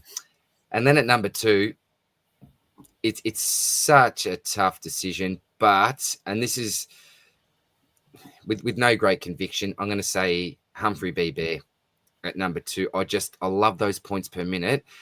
Rossco brought up a really good point there, and something that shocked me because I haven't looked deep into his numbers. When Flanders comes back in, his CBA rate goes up. That's a big tick for me. That's a huge tick for me. We know he's an early pick. I actually jumped on him, I think it was last year or the year before, at a bit of an inflated price, and actually worked out really well for me. Jumped off at the right time. So, yeah, I'm going to go with him at number 2. And then Maric, look, if these 2 blokes weren't available this week, he could be a clear number 1 and would not bat an eyelid, but he's just at number 3. Look, with Gov, I don't know what that timeline's like. And just say if it's a few weeks, do they actually restructure that again with Gov out and maybe something changes for Maric? Remember, a couple of weeks ago, he was the starting sub. So what's happened from then up until now would be just a couple of concerns that I've got. But we know his mature age. He's done some good things already. A fantastic selection in his own right, but I'd probably go with him number 3. And I think that Humphrey has better job security than Maric does. Not that I think he's going to be dropped anytime soon the way he's been playing. Rossco, do you want to go next, mate? What are your ratings for the 3? Yeah, look, I think I actually share your rankings exactly there, DR, 1, 2, and 3. As you say, I think Bailey Smith is a season keeper. I like Bailey Humphrey purely based on the fact that I think on top of the stuff that I mentioned, he's playing in what's a winning side at the moment.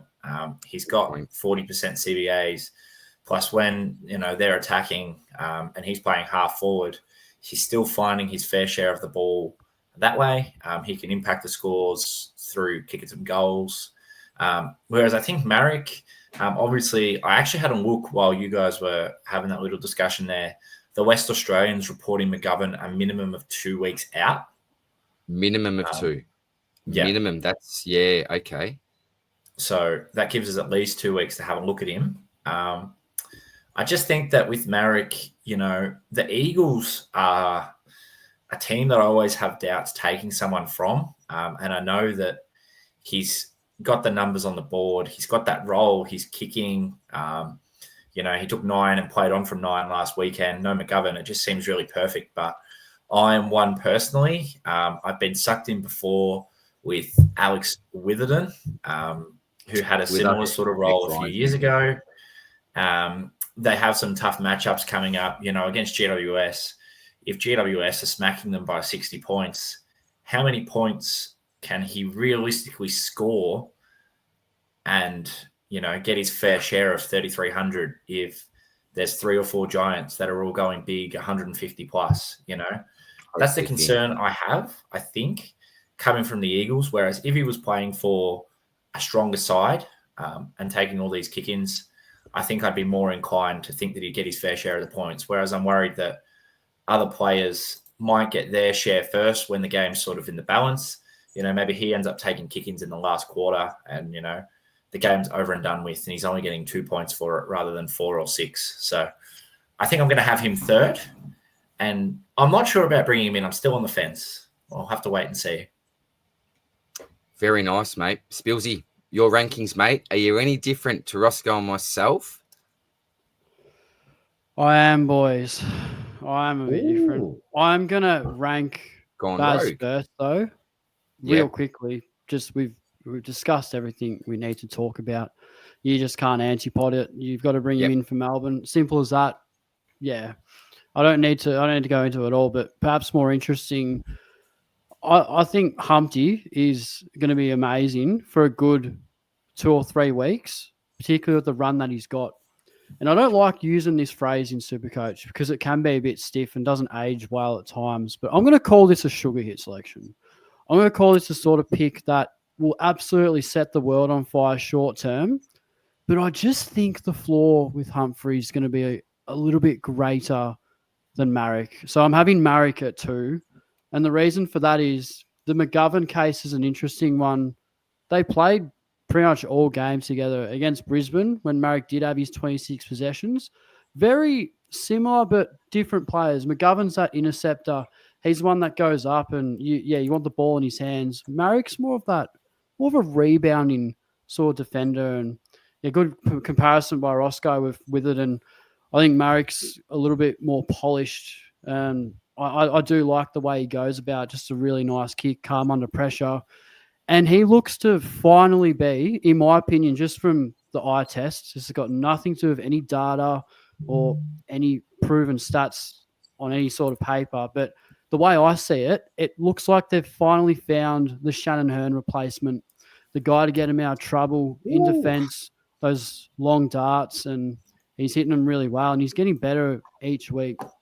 So I think Humphrey has a much greater ceiling and has the capacity to outscore him week in, week out. And I think he's a better player. But if we're looking at Supercoach, I think over the duration of the season, I think Maric has actually found his role. West Coast, yeah, they're going to concede a lot of Supercoach, but he's also going to see a lot of it in defence as well. Similar sort of justification for Jaden Short. No wonder Trainer popped on the weekend and St Kilda smashed him in the second half, and he still dropped a 90. So I can't really buy into that a whole lot. I think the defenders are really going to cash in. So Maric on consistency, he's going to have a great model of consistency. I think it'd be a solid pick all year, but not as quick as a burn as Humphrey. I think Humphrey's just going to be that, like, bang, you're going to get cash for a good 3 weeks, and then he'll drop a 40 out of nowhere and be like, oh, do we trade him? Not sure. I think Maric a little bit more consistent. Hot take, boys, but I'm going to run with it. Like it, Spills, and you probably rate his role a little bit better there in defence as well. We talked about those kick-ins. So, very fair, mate. And we'll just end with Janath. Janath has Baz, Humpty, and then Maric third as well. But Spills gone rogue. I actually like it, mate. It's good to disagree at times as well, mate. So I think that was a really, really great discussion, boys, and a massive, massive topic for us this week. Now, we're going to touch on this pretty quickly now because we do want to get to the mailbag and then finish off with our trades. Problem primos. There's more than this. I'd need a few slides, I think, to fit all. Where's Rosé? Well, I have it. Look, he had a really nice couple of first weeks, mate. Yeah, he was solid. I gave him a slight mulligan. I haven't actually put him here. I've chosen 5 different blokes. I've given Chocky a bit of a whack here, my boy. But we've got Horn Francis, Chocky, Maxi Gawn, the cement bag, Christian Petracca, and the Shees, Harry Sheasel. Jeez. Things haven't worked out for the Shees. So, Lockie Neal, I've touched on this a few times already, so I'm going to take literally 30 seconds on this, but I'm getting slightly concerned now about the tags. It feels like Lockie's teammates are not blocking for him anymore like they have the last couple of years. So to me, that's saying that they're prepared at the moment to almost drag Neal out, create space for his teammates, and basically have the confidence that Brisbane's 3 against most other 3s are still going to get the job done. Lockie's our captain. He's an unselfish type footballer, and he's at that stage of his career where he's not chasing Brownlows. It's team success. I'm not saying he was always chasing Brownlows or anything like that, but it's all about being a captain and a leader, team success, and it's not the Lockie Neal Football Club anymore. If Lockie has a bad game, as we've seen 2 out of 3 games this year, the Lions can still get the job done. Even a few years back, Lockie has a bad game. We generally have a bad game and struggle to actually get the dub. So I am slightly concerned with Lockie Neal, but again, the next 3 fixtures, he's got the Tigers, and it could be Campton McIntosh, but he couldn't even clean Lockie Neal's boots, let's be honest. Come on, Campton. And a bald bloke wearing a headband, I don't agree with personally. There's others that disagree with me, but I just don't like the look myself. Maybe because I've got a bit of hair on top. Maybe. I'm not too sure here, but yeah, I think after that, he's got Collingwood and the Dogs, or it might be the other way around. I think they're pretty nice midfield matchups. So I'm keeping faith at least for another week. But I tell you what, if he puts out another stinker, it's going to be a tough decision because we've already locking in the loss. And yeah, very tough stuff there. I might send it to one of you guys and have a quick chat about Horn Francis, because this is a huge discussion this week. And I think probably the biggest discussion is, what do we do with this man? Do we actually hold the faith? Is it still realistic that he's going to be sitting there in the top 6 forwards by the end of the season? Or is the eye test enough to say, no, we're not going there? The role still looks okay. The CBA rate, it's nothing to be majorly concerned about. It's just he hasn't looked interested. Bit of attitude problems here and there as well. So, look, Rossco, I'll go to you, mate, right up the top there. Do you think that it's viable to actually get rid of this fella this week? Could we split him into a Baz and a Humphrey or a Maric? Or do you think, we just need to hold firm? We selected him for a reason. He's already lost a bit of cash. We may likely be trading him back in, and it's simply not worth it. What's your quick take on JHF, the horny man? Well, I think if we have to keep it simple, why we bought him all in the preseason was because we thought he was going to be taking elevated midfield time. Hinkley had touted it in the preseason. He's going to be in there. He's going to win more of his share of the ball. And we saw last season that was his struggle with scoring, was that he was playing forward too much. And the games that he did ton, he tended to play a lot of midfield time. Now, here we are, 2025, and we haven't seen him play much midfield time at all. He's resting forward a lot or playing as the number one forward even. I think it's definitely viable to trade him away this week. And I know Spillsy feels a bit passionately about that. I think I'm more than happy to just sort of silently let him go off with the wind and, do his own thing. Whereas I think Spillsy's a bit more like, brave man, chasing him out with a Rossco. broomstick. You are a brave man. Spillsy is giving him a huge whack by the sounds of things. Spills, easiest trade ever. Another 150 break even. Continue. What do we peg him as, boys? F1? He's the F1. He's the he and Rankin, McRae knocking on the door all preseason supposedly. He's actually, for total points, he's 33rd for total points.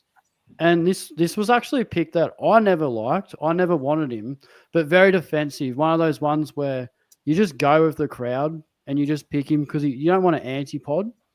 Now, I think in a sense where I do agree with Rossco, it's probably the worst week to trade him out because I think the matchup is good for St Kilda. I think that he's going to put more on the board than Rosie, but a little bit personal as well. Not having a Bailey Smith perfect avenue to get rid of him, bank another 100K, and pretty much break even with that in the next couple of weeks, as I've sort of alluded to about 10 minutes ago.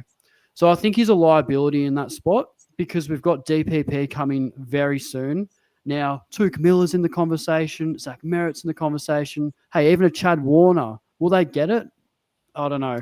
I don't know what the percentage is. The rookies are looking good. We just had this amazing discussion about 3 absolute viable mid-prices knocking on the door premiums in the forward line. We've got good rookies, and there's only 6 spots in the forward line.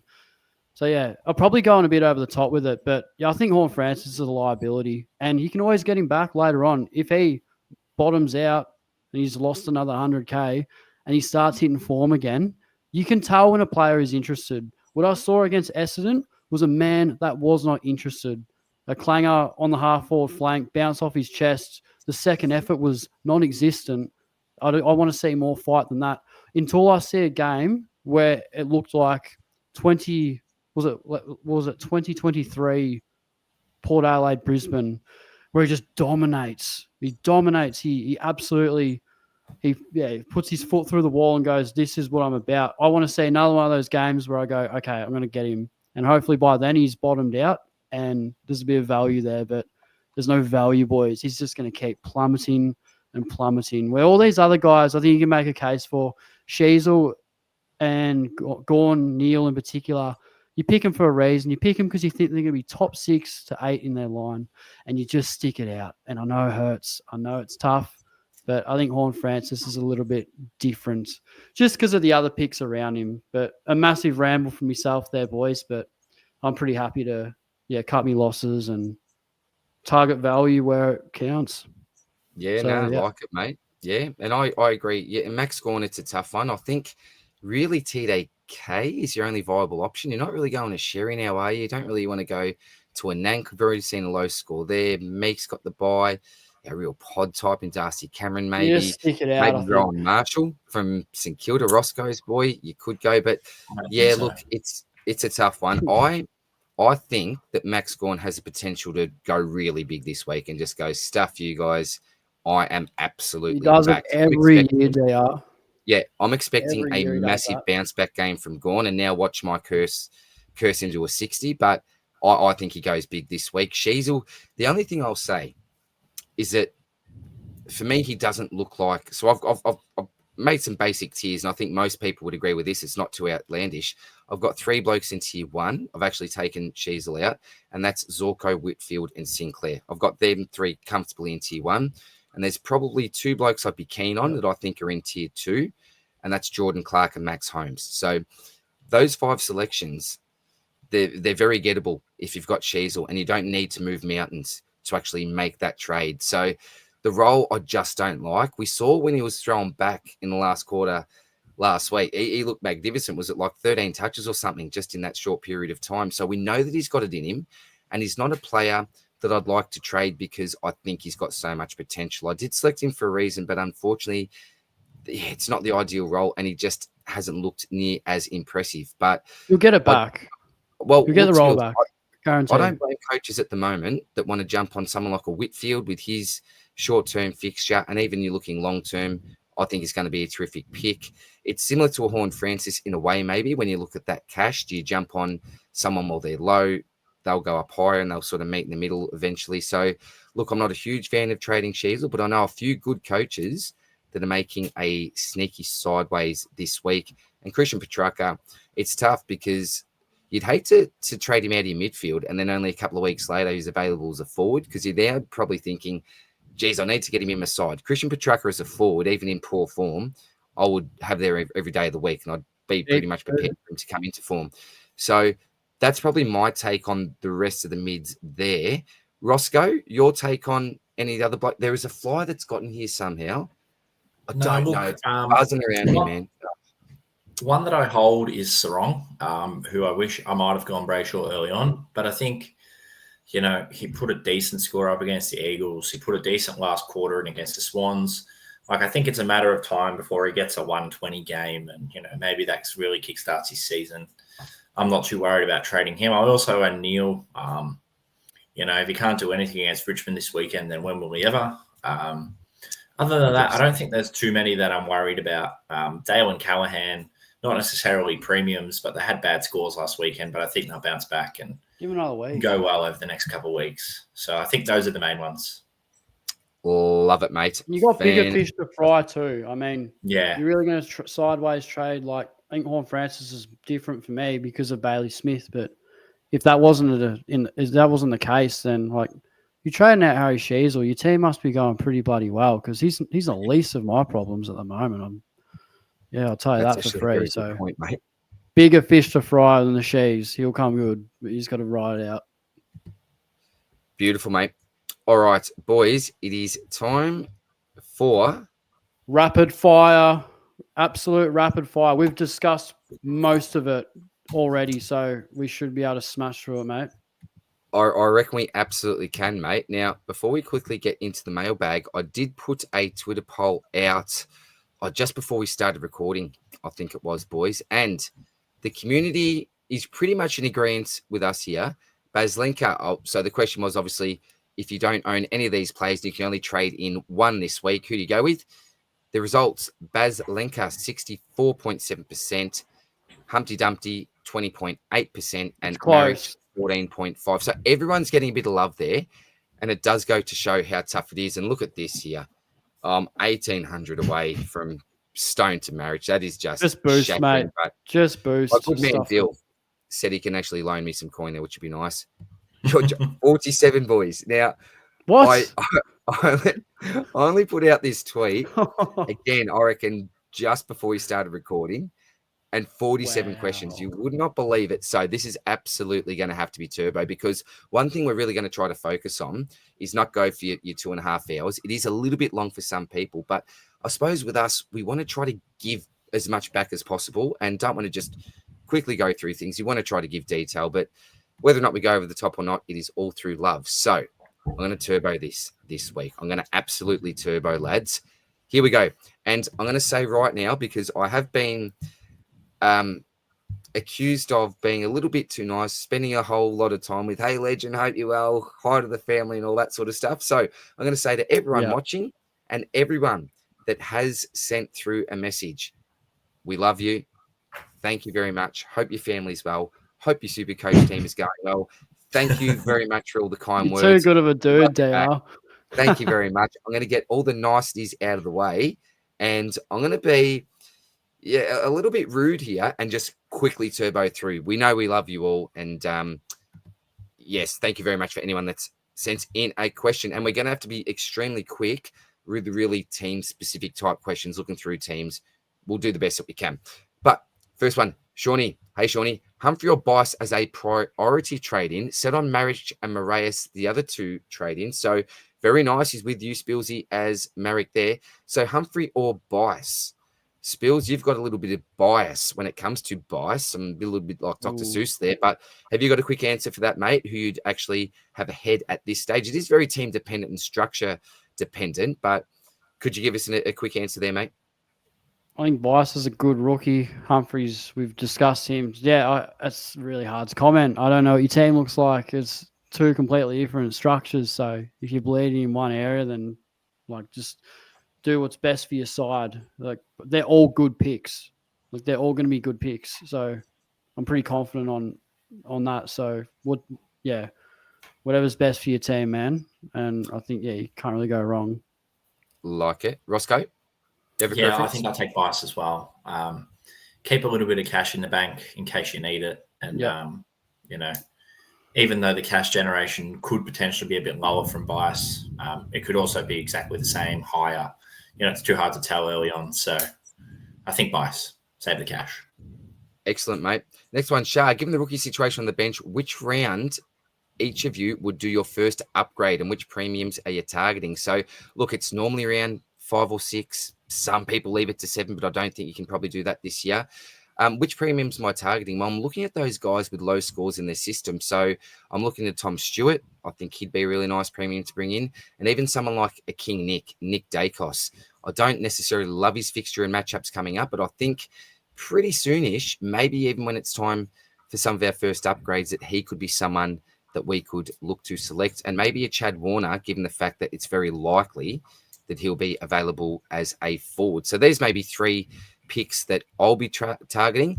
Rossco, anyone Yeah, you're I targeting? think the other one that maybe a few of us have missed is Jack Sinclair. I think we might be paying a very pretty penny for him, but it looks like him or a Lockie Whitfield could be, as you say, those tier 1, D1 to D3 kind of players. And I wouldn't mind targeting one of them if I had the luxury of having that much cash.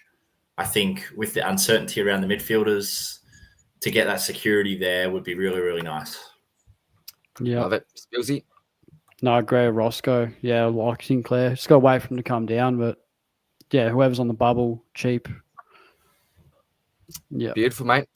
Here's a ladies' man, calls a Blackledge. Oh, Errol, going as Zorko captain this week. So got Dale there. Team is looking pretty good. You're chalky, but the Noah Coaster, that's a bit of a pod for you there, Causer. So team is looking all right there, buddy. Questions for your trades. So out goes Patton, Hasty, and Jason Horn-Francis. And in comes Maric, Smith, and Bice. So I think they're 3 really good trade-ins. Hasty, yep, fine. Patton, fine. Horn-Francis, fine. Boys, are we giving the ladies' man the tick of approval on those trades? Yep. Yeah, 100%. On your Causer. On your mate. The great JG, another one of our brothers from Swordplay, actually joined me for the Sunday live the other night, which was fantastic. Shout out to you, legends. Absolutely love this great man. He's going to keep it simple. It's on everyone's mind. And we've already answered this question, Humphrey or Maric. Well, Spills is going with your man from West Coast, and the 3 of us are going with the Humph, mate. All the best luck, JG, and look forward to your lives on a Monday and a Tuesday night. Haven't even told you 2 blokes about that, but very, very exciting, guys. All right, Lincoln is next. G'day, Begsy. Love him. Oh, I said I wasn't going to do all the love you, but you know that, Begsy. Sorry, mate. Hey, lads, is Moreas a must-have? Look, I'm going to say he's not a must-have, given the fact that we've got those 3 really juicy mid-prices. Spills, do you think Moreas is an absolute must-have? No. But No, he's a good rookie. I think he's a good rookie, though. Yep, cool. Roscoe, must-have, yes or no? No, but he's a top 2 rookie this week between him and Bice. Yep. Would absolutely I agree with you, mate. So, yep. Beautiful. All right, next one is from Danny. G'day, Danny. Which 2 rookies are worth trading this week? Are worth a trade this week? So trading out. We've got Hewitt, Stone, Nevitt, Foss, Hasty, Camporelli. Absolutely Foss. Just he's got money on his head. Hewitt, Stone, Nevitt, Hasty, Camporelli. Look, this is very team sheet dependent. Very team sheet dependent. But if I've got my crystal ball and just say a Camporelli or Hasty out again, I'd probably just sideways between one of those 2. So definitely Foz, and depending on team sheets, it'd be Hasty or Camporelli for my 2. Roscoe, who would be your 2 trade out if you had to trade out, mate? And I know it's tough at this stage, but at this stage, as things stand, what would you do? Yeah, I think Hasty would be the one for me, along with O'Sullivan, purely because I think we'll see Steele back. I think we might see Travalia possibly relegated to the sub, and that means Hasty goes back out. Cambrioli, I know he's not playing, but as we said, he could be named. And his break-even is still significantly negative compared to Hasty, who I believe was already in the 20s. So, Cambrioli, even though they're around a similar price, has a lot more money to make if he plays than Hasty. Like it, mate. Spillsy? Yeah, I'm going Foss, Hasty, Nevitt, Cambrioli, and Hewitt Stone. I think. Beautiful, mate. That'd be the order I'd have it. All right. Danny's just want to know what DR's trades are this week, so I know who to avoid. I'll curse the community. Sorry, mate. You'll get to see straight after the mailbag, my friend. And they've most likely changed again. So it happens every week after I talk with these legends on the potty. Next one, Jono. Hey, mate. Hey, guys. Is doing starters to Bice? I would tick, yeah. I'm okay with that. Patton to Moreas, yes. And Lindsay to Humphrey. Trade's a good one. Look, I'm okay with that. I'm slightly moving now towards potentially keeping on to Xavier Lindsay. But I think with the blokes you're getting in, Bice and Moreas, who we vote as the two best rookie trade-ins this week, along with Humphrey, who I'm guessing you've already got Baz, and I've then rate him as the next best pick. I'm giving that the tick. So I'm going to give that a heart and my tick of approval. Your tick of approval, Spillsy, yes or no? Yeah, that's fine. Yeah, happy with that. Yes for Spills. Rossco? Yeah. Beautiful. All on the same page there, mate. Great work there, Jono. On you, buddy. Nick, hey, legends. Hey, mate. Thinking Horn, Francis, Foz, and Short for Humphrey, Moreas, and Zorko. Geez, they're three really nice trade-ins there. We'll have 223K, but means I would have used 3 boosts already. Oh, man. I'm going to say no. It's very sidewaysy. That's not what boosts are for. Boosts are to help you upgrade. They're to help you go maybe a sideways if it doesn't work out, but then also a correctional trade and then a 1 up or 1 down. That's what a boost is for. It's not for 2 sideways trades and a rookie. I'm going to say no. It looks good on paper, but considering you use 3 already, or will be 3, yeah, I'd bank it, man. That's what it's all about, isn't it? It's the 3 boosts. I'm in the same position here, Nick. I'm in the exact same position. Look, I'm going to slightly disagree. Oh, no, well, it's all about how you feel about using your boost. But looking at those trades there, Zorko, like, he's just a menace at the moment. Still got nice matchups to come. Moreas we viewed as close to a must-have rookie, but probably, in my opinion, the best option this week. And then Humphrey we've talked about as well. Short's not looking like it. I wouldn't want him in my side. Short to Zorko is such a massive upgrade, it's not funny. Moreas to Foz is actually an upgrade as well. And then Horn Francis to Humphrey. Well, the way the horny man's going, it's close to an upgrade. So, look, I don't mind it. Rossco, very quickly, mate, what do you think? Yeah, I think if you could take Short out of it with the 223K, if you're willing to keep a hold of Short and move him in a couple of weeks' time, you could probably get Horn Francis and O'Sullivan to Zorko and Moreas if you could through the DPP. I think there'd be a little bit of money left over. Zorko, though. That's a lot. Like, he's bloody expensive. It's all about the 3 boosts. No value in it, really. That's the big discussion because I'm thinking myself, it looks so bad, 31 trades. But are you silly for not? Is that a silly way to look at it? They're there to be used. You use trades to improve your team. If you legitimately think you can improve your team with using another boost, it's shocking, but I'm seriously considering it. I didn't think I ever would, and it's embarrassing as a content creator. But I'm considering it. I am actually considering it. All right, next one. Jackie, hey, buddy. Hey, lads, hope you're doing well. Question regarding trades. Positing Foz out to Moreas, tick. Hewitt to Maric. I'd actually give that the tick because he's just had a sub. Yeah, I'm okay with that. Have only $700 remaining. Almost meant to be, I'd say. Love the Humphrey pick with his jaw, but also don't have enough to get him in. Any other suggestions? I actually tick that myself. I don't love getting rid of Hewitt. I think he's a fine hold. But if you're looking Foz out to Moreas, great money. And then Hewitt actually to someone who's going to be on field, giving you points and actually making more money than Hewitt probably in the short term, I'm giving that the tick of approval. Rossco, are you? Yeah, look, I don't know. It depends if you've got Bice as well. Because I think to get the cash gen, if you were able to get Hewitt to Bice, you'd have, 140K in the bank and hopefully 2 rookies that are sitting there making the same amount of money as if you've got Maric. And I think that just gives you a bit more flexibility to play with if, something else goes wrong. I think spending up with Maric, you've got to be sure that he's going to be, a really good pick. And I know you might like him, but also it could as well just be get Bice and save the money. It's up to you. It's a bloody tough one, isn't it? Either way that you go, mate, all the best of luck. But I don't think that one is too bad myself. All right, Spillsy, we're going to take a look at this next one from Carrot. G'day, mate. Got a lot of work tonight. All good, buddy. Always happy to help out the community. What do you think about these trades? Okay, so out goes Nevitt, Foz, and Lindsay.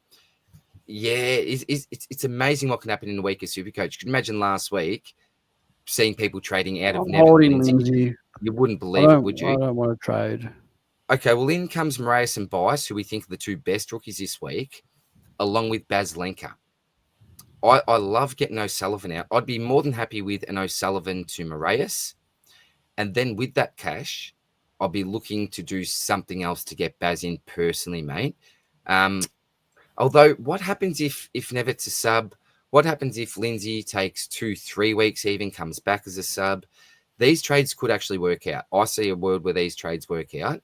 But with the way things sit and my expectation for Nevitt to come back into that solid 22, particularly with that CBA rate we've seen Israel in the first couple, I would probably say no. Spills, did I hear you say no as well, buddy? Just no to Lindsay. I think Lindsay's got plenty of meat on the bones when he comes back. You brought him in for a reason. Yeah. Nevitt's good, though. Get rid of Nevitt. I'm happy to get rid of him.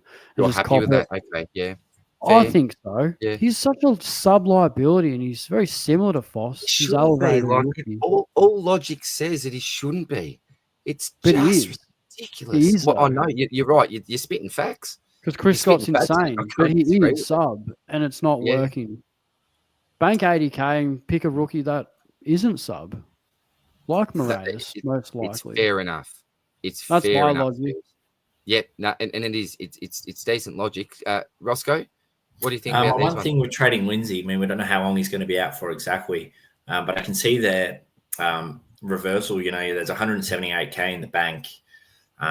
So if you could hold on to Lindsay, and I don't know if there would maybe be like a dead rookie that you might have who you can move or even Hewitt, you could cop, wouldn't hurt you. There might just be a few better, and you'd still have the budget to get it done. Yeah, you got Campo there as well. You got your power. I'd go Campo. Yeah, would look for other options, Carrots. All the best of luck, buddy. We'd probably go a little bit different if you can. Oh, he's a great man. Kata, g'day, gents. Hello, my mate. Hope you're well. And all the best to the extended Swordplay family this year. Appreciate you, mate. Just wondering what your choices of trades would be. A, Lindsay, Leak, and Nevitt out. Moreas, Bice, and Murphy Reed in. So, do you know what? I don't think it's a crazy move actually paying that for Murphy Reed because you know what his break-even's like, potential and job security is like. Although we've got B, Nevitt, Leak, and the Horny Man out, Moreas, Bice, and Rankin in. B. I like B. Yeah, the second myself. I suppose the issue, Kata, as you know, being a veteran yourself, mate, is you are getting a potential keeper out, Horn Francis, but we've given our opinion on him, mate. You've had the same eye test. You've got the same stats. We're just not too confident, mate. So although this is a pretty nice correction here, I could see a world where Lindsay comes back pretty soon, just starts to make that coin again. Same as Nevitt. Short term, no. I like Leak out, but you got Leak out in both of these scenarios, mate. So for me, I'd be going your Nevitt out, your Leak out, your Horn Francis. You're getting an absolute, close to a must-have pillar in your forward line who we're really confident in ranking, mate. And two of the must-have two of the best rookies for this week. So that's the way that I think you should go there, Kata. All the best of luck, mate. Boys, you agree with that? Both going B? Yep. Yeah, awesome. You take Rankin, I think he could be one that we hold on to with the season, Yeah. You get a chance to get him and you take it. Absolutely, mate. Andrew, hey, buddy. Go Legends, Sheasel to Whitfield. I actually don't mind it. I don't mind if you're off Shees. Lindsay to Moreas. I don't mind keeping Lindsay, but Moreas is good. Flynn to Maric or Humphrey. All right, so look, this... I don't actually like trading. I'm holding at probably at the moment when I've changed mine. Sheasel and Lindsay, so I'm probably holding them, but I don't mind Sheasel Whitfield. I think that's actually a really nice upgrade for now. And Moreas, you're banking some nice cash, and you'll probably see Moreas at Lindsay's price by the time he comes back. And Flynn to Maric or Humphrey, well, we both like Humphrey, Rossco and I. Spills will go your Maric there. But what do you think there, Rossco? Would you give that a tick there or a bit sideways if you? What do you reckon? I don't know if I would boost into Sheasel to Whitfield. I think Flynn is probably a must move. Lindsay, when we get clarity on his injury, could end up being a must move. So those two trades are good, but I don't know about Sheasel to Whitfield for a boost. Yeah, that's probably the question I'd have. It's a nice luxury, isn't it? But the question is it worth the boost and using an early trade? But yeah, if you can, mate, it would be really nice for your on-field scoring for now. Anyway, cheers, mate. Oh, geez, we need to turbo Rossco. We're already past what we want to plan to do here. All right, Sammy Roberts, go, Sammy. When should we be looking to trade out the following rookies? Sardis, Stone, Campo. Okay, so there's a few there. We don't trade out Levi, Hall, Trainer, Pryor, Cos. Lindsay, it's up to you, but I'm holding. Never I'm holding, but you could. Kako has DPP, great job security, so we're holding him. Hewitt, again, has DPP. I think he makes his way into the side. This could be more of a management thing, I think. Didn't have much of a preseason. Has had durability problems before. Campo, it's a team sheets thing. Not named this week. See you later, I think he's fine. Stone, again, team sheets, but I'm actually happy to trade him out. You don't have to, though. And Sardis, well, you could definitely trade this week. He's on the bye. But look, if Caldwell's still out, you've got Parrish still out, then I think he's a fine hold. So that's the way I'd be going. Rossco, any quick thoughts yourself there, mate, on look, those? I think the long-term ones you've summed up pretty well. I think other than maybe Cambrioli and Sardis, they'd be my first priority. The rest can probably wait a little bit longer. Most of them can probably be waiting a real while. Beautiful. Spillsy, anything different there, mate? No, not really. Just correct the ones that aren't working out and then hold your rookies until their break-even's high, and then if it's beneficial, move them on and start upgrading. Mate. All right, Frogger, hey, bud. If your only path to both Maric and Humphrey is to jettison JHF, you let anyone go through to the keeper or waving bye-bye to the peroxide prince, we're waving goodbye. Do we all agree on that, boys? See you later, horny man. Too many better options around him. He's got to go for me. Awesome. Thanks, mate. Kamo, hey, man, haven't seen you in a while. Lads, haven't been as active this season. There you go. Work being hectic, which is killing me. Yeah, same as Janath at the moment, mate. Just super, super busy, as all of us as well, to be quite honest, mate. But want to wish you well. Reconnect soon. Absolutely can't wait for that, mate, when things quieten down for him. Is the marriage hype real if McGovern misses weeks? Yeah, or is Humphrey the play? Again, mate, answered all that for you to the best of our ability, buddy. Yeah, up to you with your gut feel there, mate. But hopefully we've really discussed all those picks for you, legend. All the best, man. AJ, love your work, lads. Cheers, mate. Who would you trade at this week? Short or Horn Francis? This is a really good question. Leaning to short as not top 6, but won't lose as much cash. Do you know what? I agree with AJ in the fact that if you ask me the question, who do you think's more realistic of becoming a keeper, short in our back line or Horn Francis in our forward line? I'm actually leaning towards Horn Francis in our forward line. So it's really, AJ, in my personal opinion, a matter of, are you prepared to? It's cash. It's cash versus sort of points on field here. For me, what do you think, Spillsy? What's your take here on who would you trade out this week, Short or Horn Francis? You can get by with Short because he's not going to drop too bad. He's just like, you expect good without being great. Like Horn Francis it's just a horror show. Like he's not. Neither of them look top 6, but Horn Francis is a likely one. He's the one that is more likely than Short, but you pick him up later in the year. Grab him in 5 or 6 weeks when he's sub 350k and just finding form. That's when you grab him back in. Supercoach is a value game and go chase it. So yeah, get rid of Horn Francis. Like it. Rossco, same for you, mate. Yeah, if you think you're going to end up trading both, take JHF first because you'll get, 900k overdoing it, Horn Francis first, then Short versus 850 doing it Short versus Horn Francis first. If he does drop a stinker again and goes down in cash, But if you wanted to trade only one and see the other one, then I'd probably trade short. Yep. Awesome, mate. Belinda. Hey, Belinda. Is it time to trade SDK or rookie cash gen with Bice and Moreas? Look, I think that SDK to Bice is actually a ripping trade. I never had a heap of faith, but I've got no faith in the SDK pick anymore. I think Gawn's going to monster him this week, subbed out the other week as well. So I think SDK to Bice is a fantastic trade. It might free up cash for you to then even trade a kind of stone type pick if you're not too keen on him, up to one of the options that we've already discussed, one of the big three for the week. So boys, do you have any differing of opinion there, or you think that's answered pretty well? Yep, awesome. Cheers, Belinda. Is Maric worth a boost? I'm asking myself the same question. I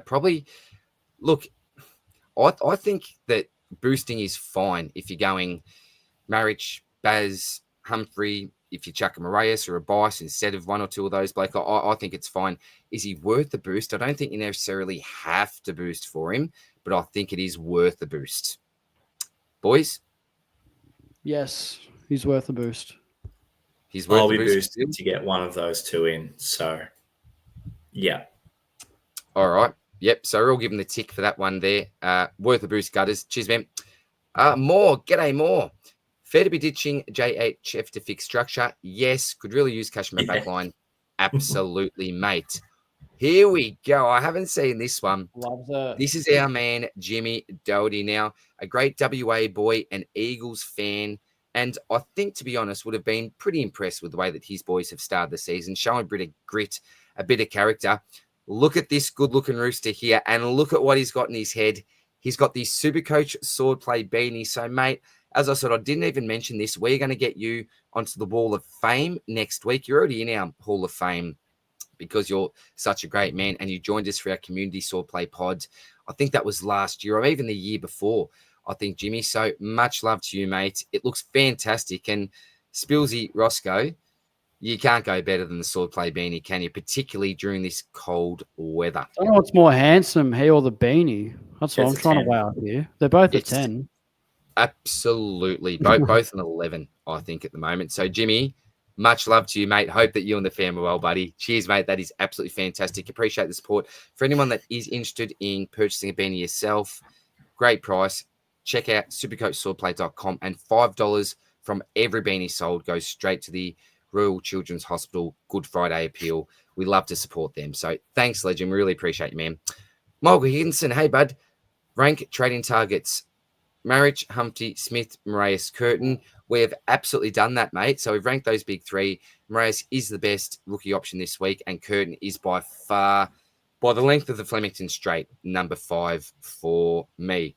Do I speak on all of their behalf there, boys? Yep. Yeah. Beautiful. Kurend, how are you, mate? Hey, fellas. I'm curious about Sinclair. Do you think it's too late for him? All right, I'm going to go straight to you, Rossco. Is it too late for Sinclair, or is short to Sinclair a ripping trade from our man here? It's a very good move. I like it a lot. I think if you could do it this week, I'd be doing it because I think he's going to jump in price again. Yeah. Beautiful. Very simple, and I would absolutely agree with that. Now, I said I'm not going to give shout-outs to legends, all that sort of stuff, but this man I do because the last 2 lives, he's donated, I think it's about $50-$60 total for a bat for Jack. So, geez, you are an absolute superstar, my friend. And special slide for you this week in the stocky. But I think we've pretty much covered your man anyway, mate. But I assume all the questions will be about 3 certain forward options. You are absolutely correct. I want to know the players like Oliver, Horne-Francis, and maybe to an extent a Shees. How many chances do we give them to be top of their lines? How long can we say they are fine?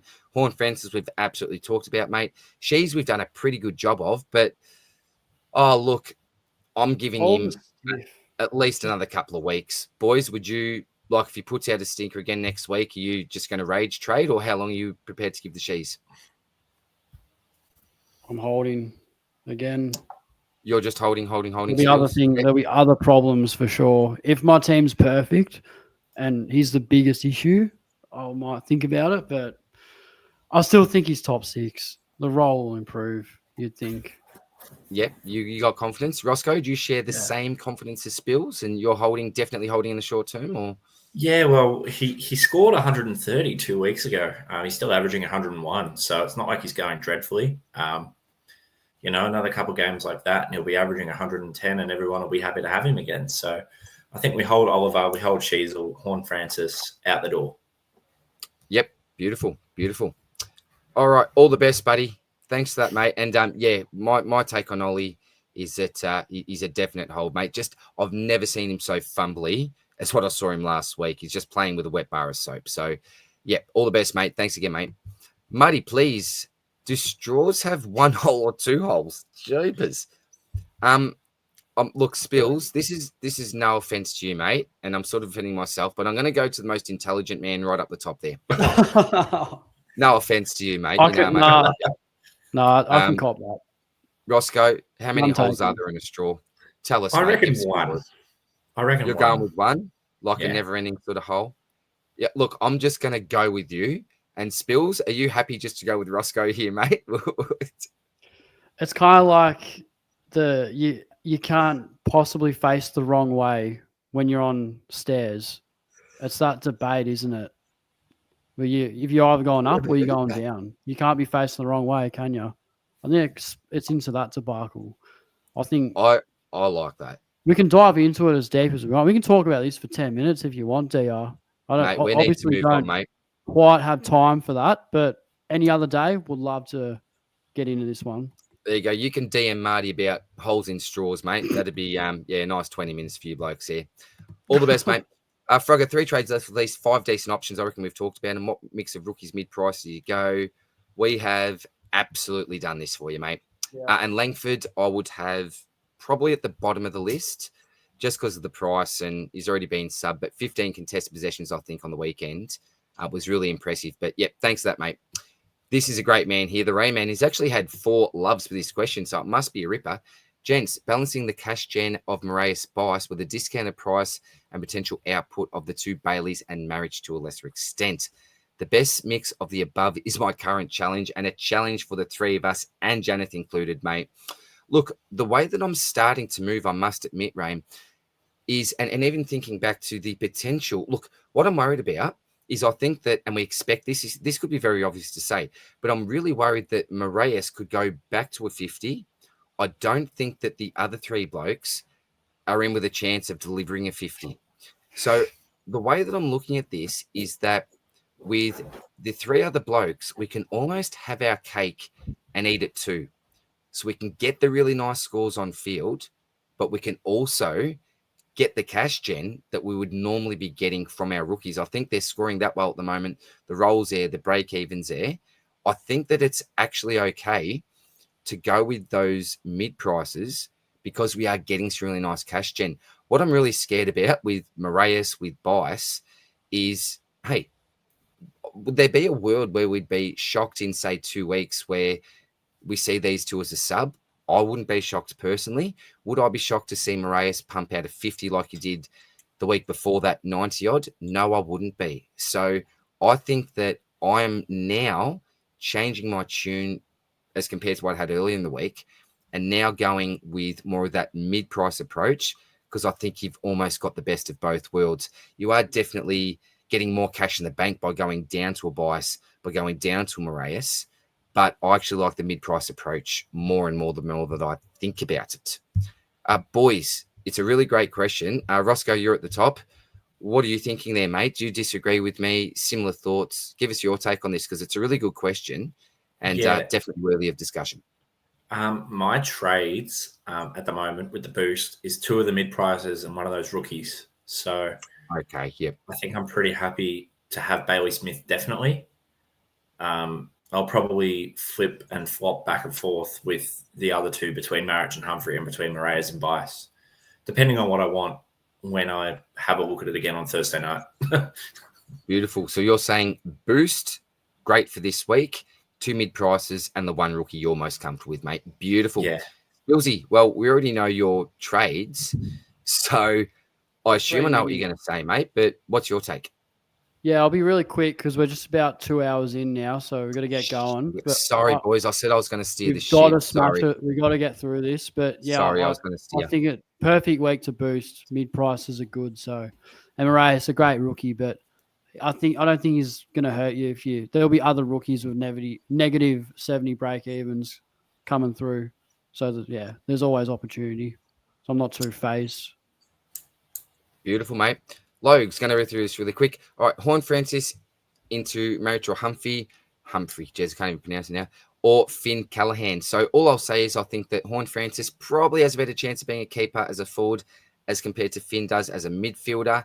I think there's an outside chance that he could. So that's my take on that. And I probably like Horn Francis out. Do you boys both like Horn Francis out, or did you get Finny Boy out? Had enough after 1 week? Horny. Yeah. Horny. Roscoe And I Horny. think Callahan could go 120, 130 against the Eagles this weekend. So Great point, mate. That'd be, trader's remorse, big time. All the best, Lokes. Jacob Sparks, hey, mate. Have a look at these. Okay, we've got Horn Francis, Leak, and Stone out. Smith, Humphrey, and Moreas in. I love that. Looks good. I absolutely love that.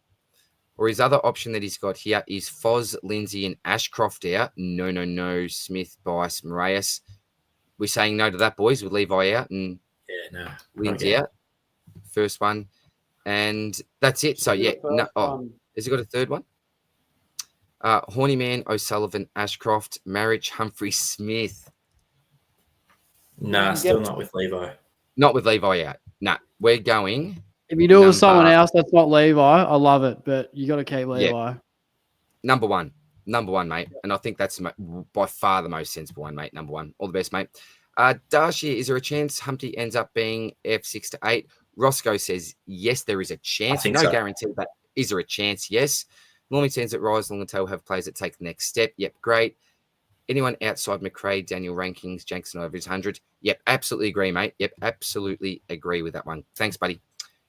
All right, Maxi, hey, mate. Who would you boost? Would you boost for this or just do the first two? What if Campo is named? Would you do this still? I'd probably hold if Campo's named myself. Perriman to Bice, tick. Garcia to Baz. Garcia, if Steele's out, I'd love, but I'm okay with that. Campo to Moreas. Yes, I'm okay with that. Is that what he's got here? The same? Yeah. Garcia's just popped the 99. Surely you're holding that. I think there's a bit of volatility, though, about his time on ground. Yeah, but it's in his system now. Like, you're going to get some cash off him. If Steele's back, I wouldn't be surprised to see him sub, man, or get 50% tog. I'm okay with this personally. Spills, you'd rather hold Garcia? I'm not opposed to either. I was just okay. Yeah, fair, man. Roscoe, would you give the tick to Max here? I'm happy with the moves. I can't move Garcia on already, and obviously it's a bit rubbish to see him get a 99, but I don't know if he can do that consistently. I'm spewing on it. Chrissy, laughing at all these people getting Maric and Humphrey into their side. All right, here is a man that is not afraid to say, I'm going different from the crowd. Those kinds of picks work 1 in 10. He's giving them a 1 in 10 chance. This is the hottest take I've seen this week. I'm laughing at this tweet, boys. Spills is giving a drive-by back to Chris. Here we go. Sorry, Chris. Buddy, both ripper options, mate. All right, so he doesn't think they're top 6 in the line. For me personally, I don't think they need to be for the pick to work, but different thoughts there. Either of them going to make money as quick as a 120K rook. Also, no, I potentially disagree with this.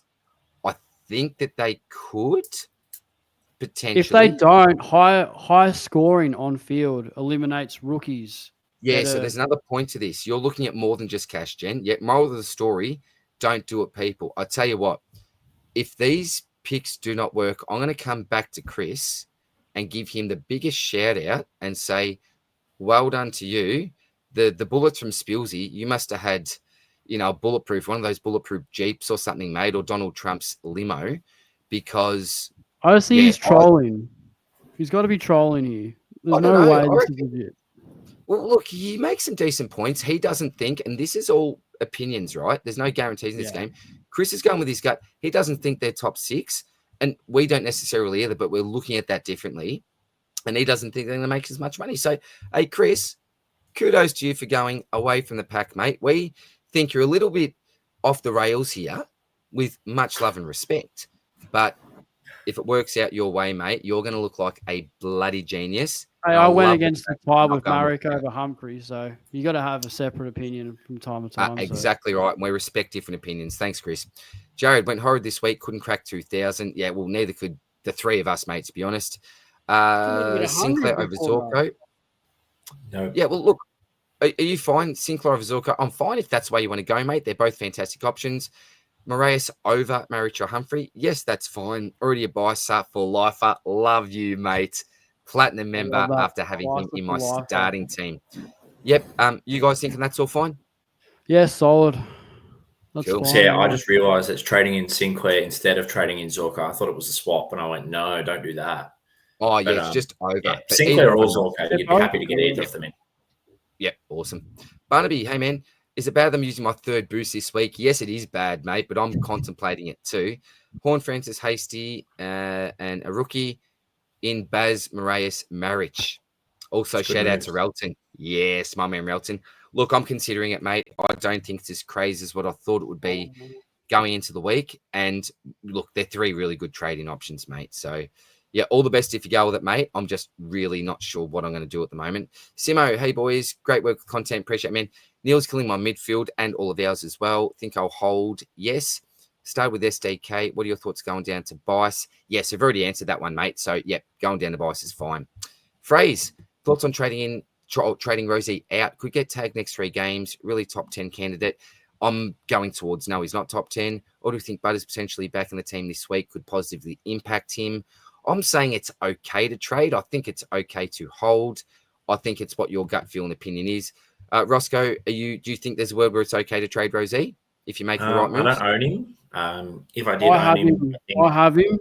I'm holding. What are you saying, Rossco, before Spillsy gives his opinion? Yes or no? I think you could do either. I'd probably lean more towards holding at the moment than trading. Yep.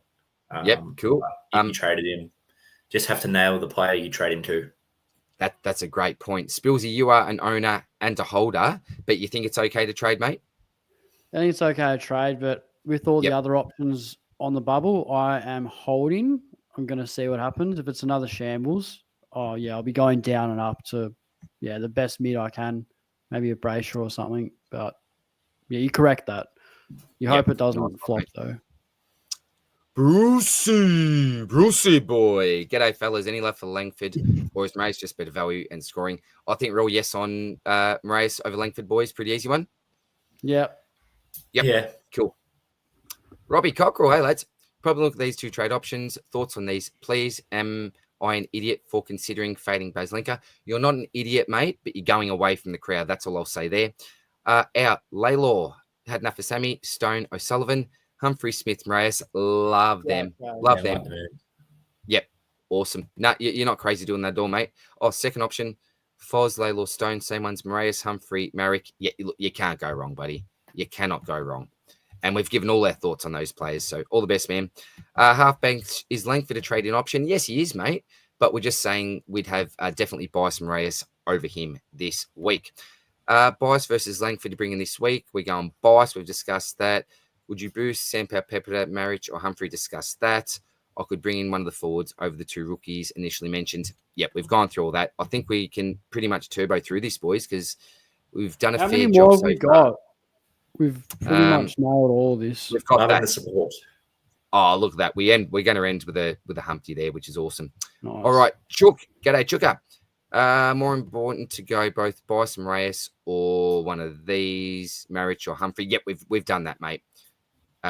All the best of luck. I don't think we can give much more info, can we, on this, boys? We're just pretty much repeating ourselves. Clayton. Hey, boys, captain-related question. Oh, captain. VCing TDK against Darcy Cameron.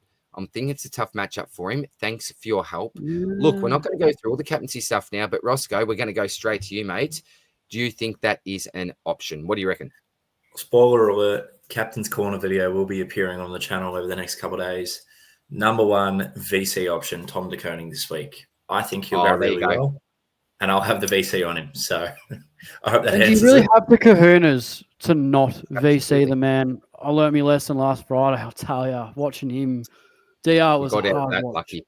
Hard Oh, to it was, watch. man. We're going off, weren't we? We were on the phone, I think. Got lucky. All the best, man. Breezy, is it fine to go a rook to Moreas this week and miss out on Humpty or Maric? Only way to get the trade is to Levi. Nah, well, I don't like Levi. I think it's fine to miss out on Humpty or Maric. Look, lots of people are going your Baz Moreas move and maybe Bice. So I think it's fine to miss out on them. Boys, do you think it's fine to miss out on those two? Or They're not do you think you have to get... They're not must-haves at all. They're just Not good must-haves. Yep, options. fine to miss out. Roscoe, fine to yeah. miss out, mate, if you've got other priorities doing other things, say a Baz and Yeah, Moreas. I think so. All right. Like holding Horn Francis, we're not exactly for the idea, but at the same time, he could score 100 and Humpty and Maric score 60 and you look like a genius. So Very true, mate. Very true. All right, we've got 3 more. Thanks, guys. We've got Trafia, get in Baz, Bice, and Humphrey. Baz, Bice, Moreas, Bice, and Humphrey. We've pretty much answered this, haven't we, boys? Look, if it's for me, I'm going Baz, Bice, Moreas, at the top. Bice, Humphreys. I'm going number 1, Baz, Humphrey, and Bice. Yeah, I agree. Yep. Roscoe? Yeah, at the top. Beautiful. 2 more, guys. Will, hey, man, thoughts on Petracca? Need to find some cash potentially to Baz or a sideways to a Rao type. Trade JHF or Petracca. We've done a heap on JHF. We didn't really go too far into Petracca, did we, boys? But look, he doesn't love life at Melbourne at the moment. I don't think anyone loves life at Melbourne. He's checked out, DR. He does not. It's like he has. Spills. I agree with you, brother. I agree. I'm not questioning the professionalism of Christian Petracca, but he doesn't look. None of these blokes look interested, do they? Let's be honest. Horn Francis or Petracca. No. Spillsy, who are you trading, mate? Horn Francis or Flip a Petracca? coin. Probably. That's great advice. Flip a I coin. don't. I'd say Horny, but don't know. Petrarca's such a pod for you. The more bad scores he has, the harder it's going to hit your side. Where at least with That's a Horn great- Francis, the ownership's still pretty high. So I'd probably go Petrarca, but That's a really hasn't good point. been on my radar. Yeah. Maybe Hot track take, hurts but- you more. Track hurts you more. He's a pod, so Yes, that's what I good reckon. point, mate. Roscoe, thoughts, mate? Yeah, I rate that. I think the unique nature of Petracca probably means he could go first over Horn Francis, where people will still own him. Another thing you could do if you set on only trading one is to trade one and then right up until their lockout, if you can, sit the other one on the bench just to let them know that, their poor standards will not be accepted at the club. Bring them on at the last second and hope Send it them gives in. them a good rev up. Yeah, love it, Roscoe. Love it, mate. And what do I know, Andy? Luke Scully. That's Noddy and Humpty Dumpty. Yeah. What a picture. Finding Noddy and Humpty Dumpty, 2 absolute stars there. Look, I need to go to the car. This is freaking a lot of people out, I understand. What is that? What is that? It's Humpty Dumpty, man, and Noddy. Noddy and Biggies. You wouldn't have read that, mate. They were even way before my time. My mum had a set of Noddy books when she was a young girl, a little bit older these days, but love that. What is happening? Humphreys, Humpty Dumpty, and Noddy. Welcome our latest recruit, Luke. That is one of the best ways I think that we have ended the mailbag there. Good. We're getting on Humpty this week, and Noddy. I think this has to be the thumbnail, surely. We are absolutely jumping on that, aren't we? We need to, I'll snip that in somewhere, the thumbnail. Thank you very much, brother. Much love. Boys, that is the mailbag done and dusted. We went for a bit longer than what we anticipated, but 47. we need to do this for the community. This is what we need to do. All right, boys, extremely quick here because, look, we've talked about this so much, but for me, I am doing probably nothing like this now, to be honest. I've almost come to the conclusion, guys, you only live once. But in Supercoach, there's always another season. So do you know what, boys? I might just absolutely send it in 2025. And I may even be prepared to look like an absolute fool and fall with egg on my face. Humpty Dumpty may fall off the wall. Or maybe I run into him, he falls on the wall. I get egg on my face that way.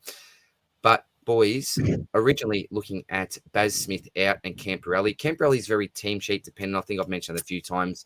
And I was looking at getting Humpty in and So Baz Smith in, Humpty in, Camporelli out, and Horn Francis out. That was my original plan. Still may go through with that, absolutely. But I'm thinking of sending it with a boost.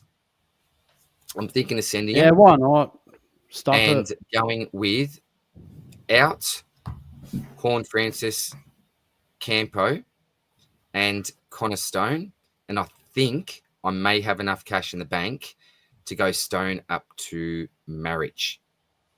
No, I don't actually, do I? I haven't got enough. I'm down 1,800. It would have to be a Lindsay or a Nevitt to do that. But you only live once, boys. I think I may just do it. I may just send it. And I've been a sensible player, but you know what? I'm getting a bit older here.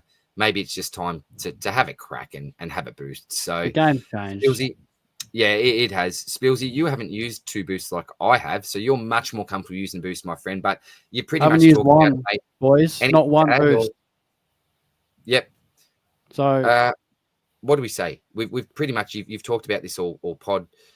Anything to add to your trades, mate? For those that can't see it, it's Maric, Humphrey, and Baz Lenker in, Campo, Nevitt, and the Horny Man out. Spills, any final thoughts on your trades, mate?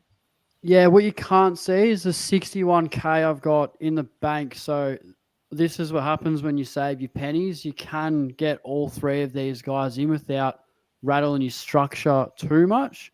Now, Yep. I am tempted, if Camberreale is named this week, I am tempted to give up a Hewitt type because he is a sub risk, and I don't know. I don't think it's going to hurt you too much. You save a bit more money doing that.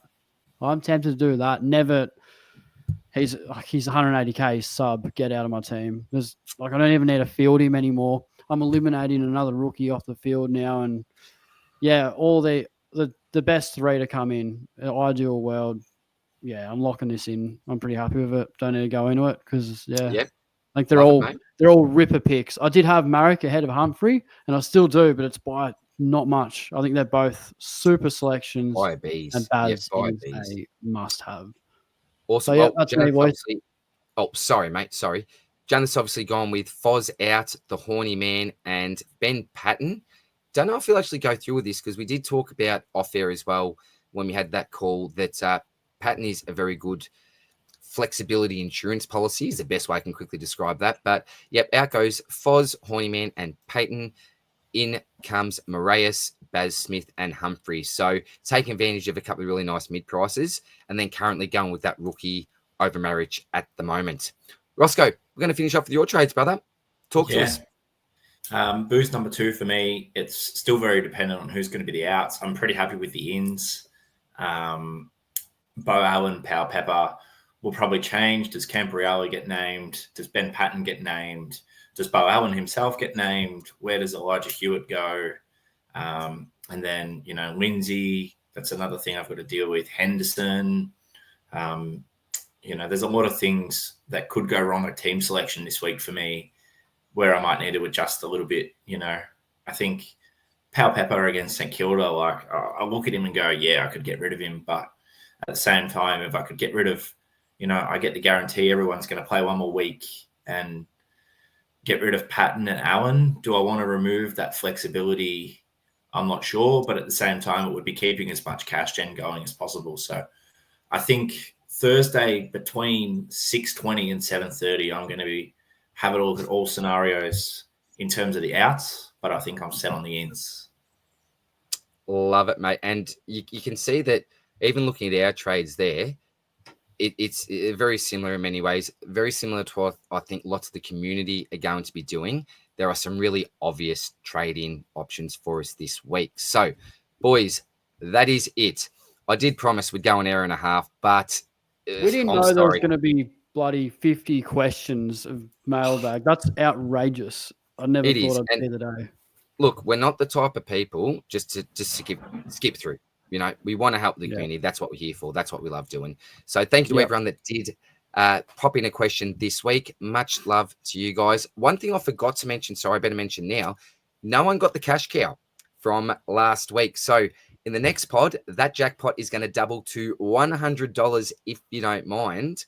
And we're going to give the secret phrase or secret word at some stage during that pod. I don't know if I can actually reveal what the last one was, but I'll reveal what it is in the next pod anyway, boys. So that is it for this week. I think we better call it there. We're not, Spills, I'm not going to ask you for any final words of advice or all that sort of stuff, mate. I'll throw you under the bus enough, I think. But I suppose content-wise, what's to look forward to this week? We obviously got the stock market that'll be coming out, the Captain's Corner, big decisions for us this week. Rossco's already given us a quick preview even into what he's thinking about.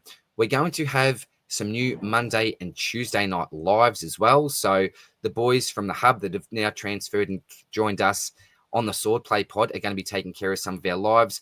Chit Chat with Spillsy. Remember to follow that new account on Instagram. Kick back for 25 minutes odd.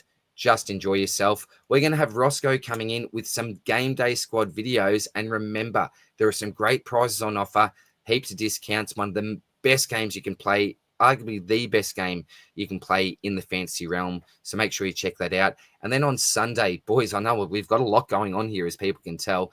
On the Sunday, we are coming again with our Supercoach Talkback. We were on for 3.5 hours live last week, had some legends of the community. Even Scoops came in and went bang, bang, bang towards the end. So who knows if he'll rear his head again and give some more drive-bys. I'm not too sure. But anyone from the community is welcome to join, encouraged to join. Get a bit off your chest, have a rant, have a bit of a celebration like Spills has been for the first couple of weeks. And more content. I say this a lot, then you can poke a stick at. So, Rossco, was awesome to have you on this week, mate. I know it's been a long time in between drinks, but we do miss our great brother, Janath. But you were, mate, big shoes to fill. You must have some bloody big feet, mate. So, Rossco, thank you. And I'm not going to say what that means. I was going to call him. That's what I was going to DR, but I John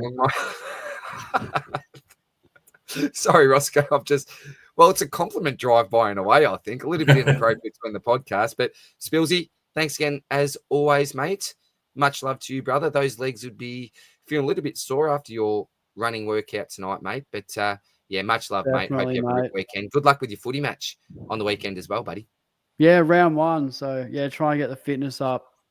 Did a PB today. Absolutely stoked. 7Ks. Did it in 30 minutes, 47. So, averaging about 4 minutes, 15 a kilometre. I'm definitely going to be sore tomorrow. But, try and get as much in the tank for round 1. And, good for fitness, good for footy. So how we go. Good pod, though, boys. Really enjoyed it. And great potty.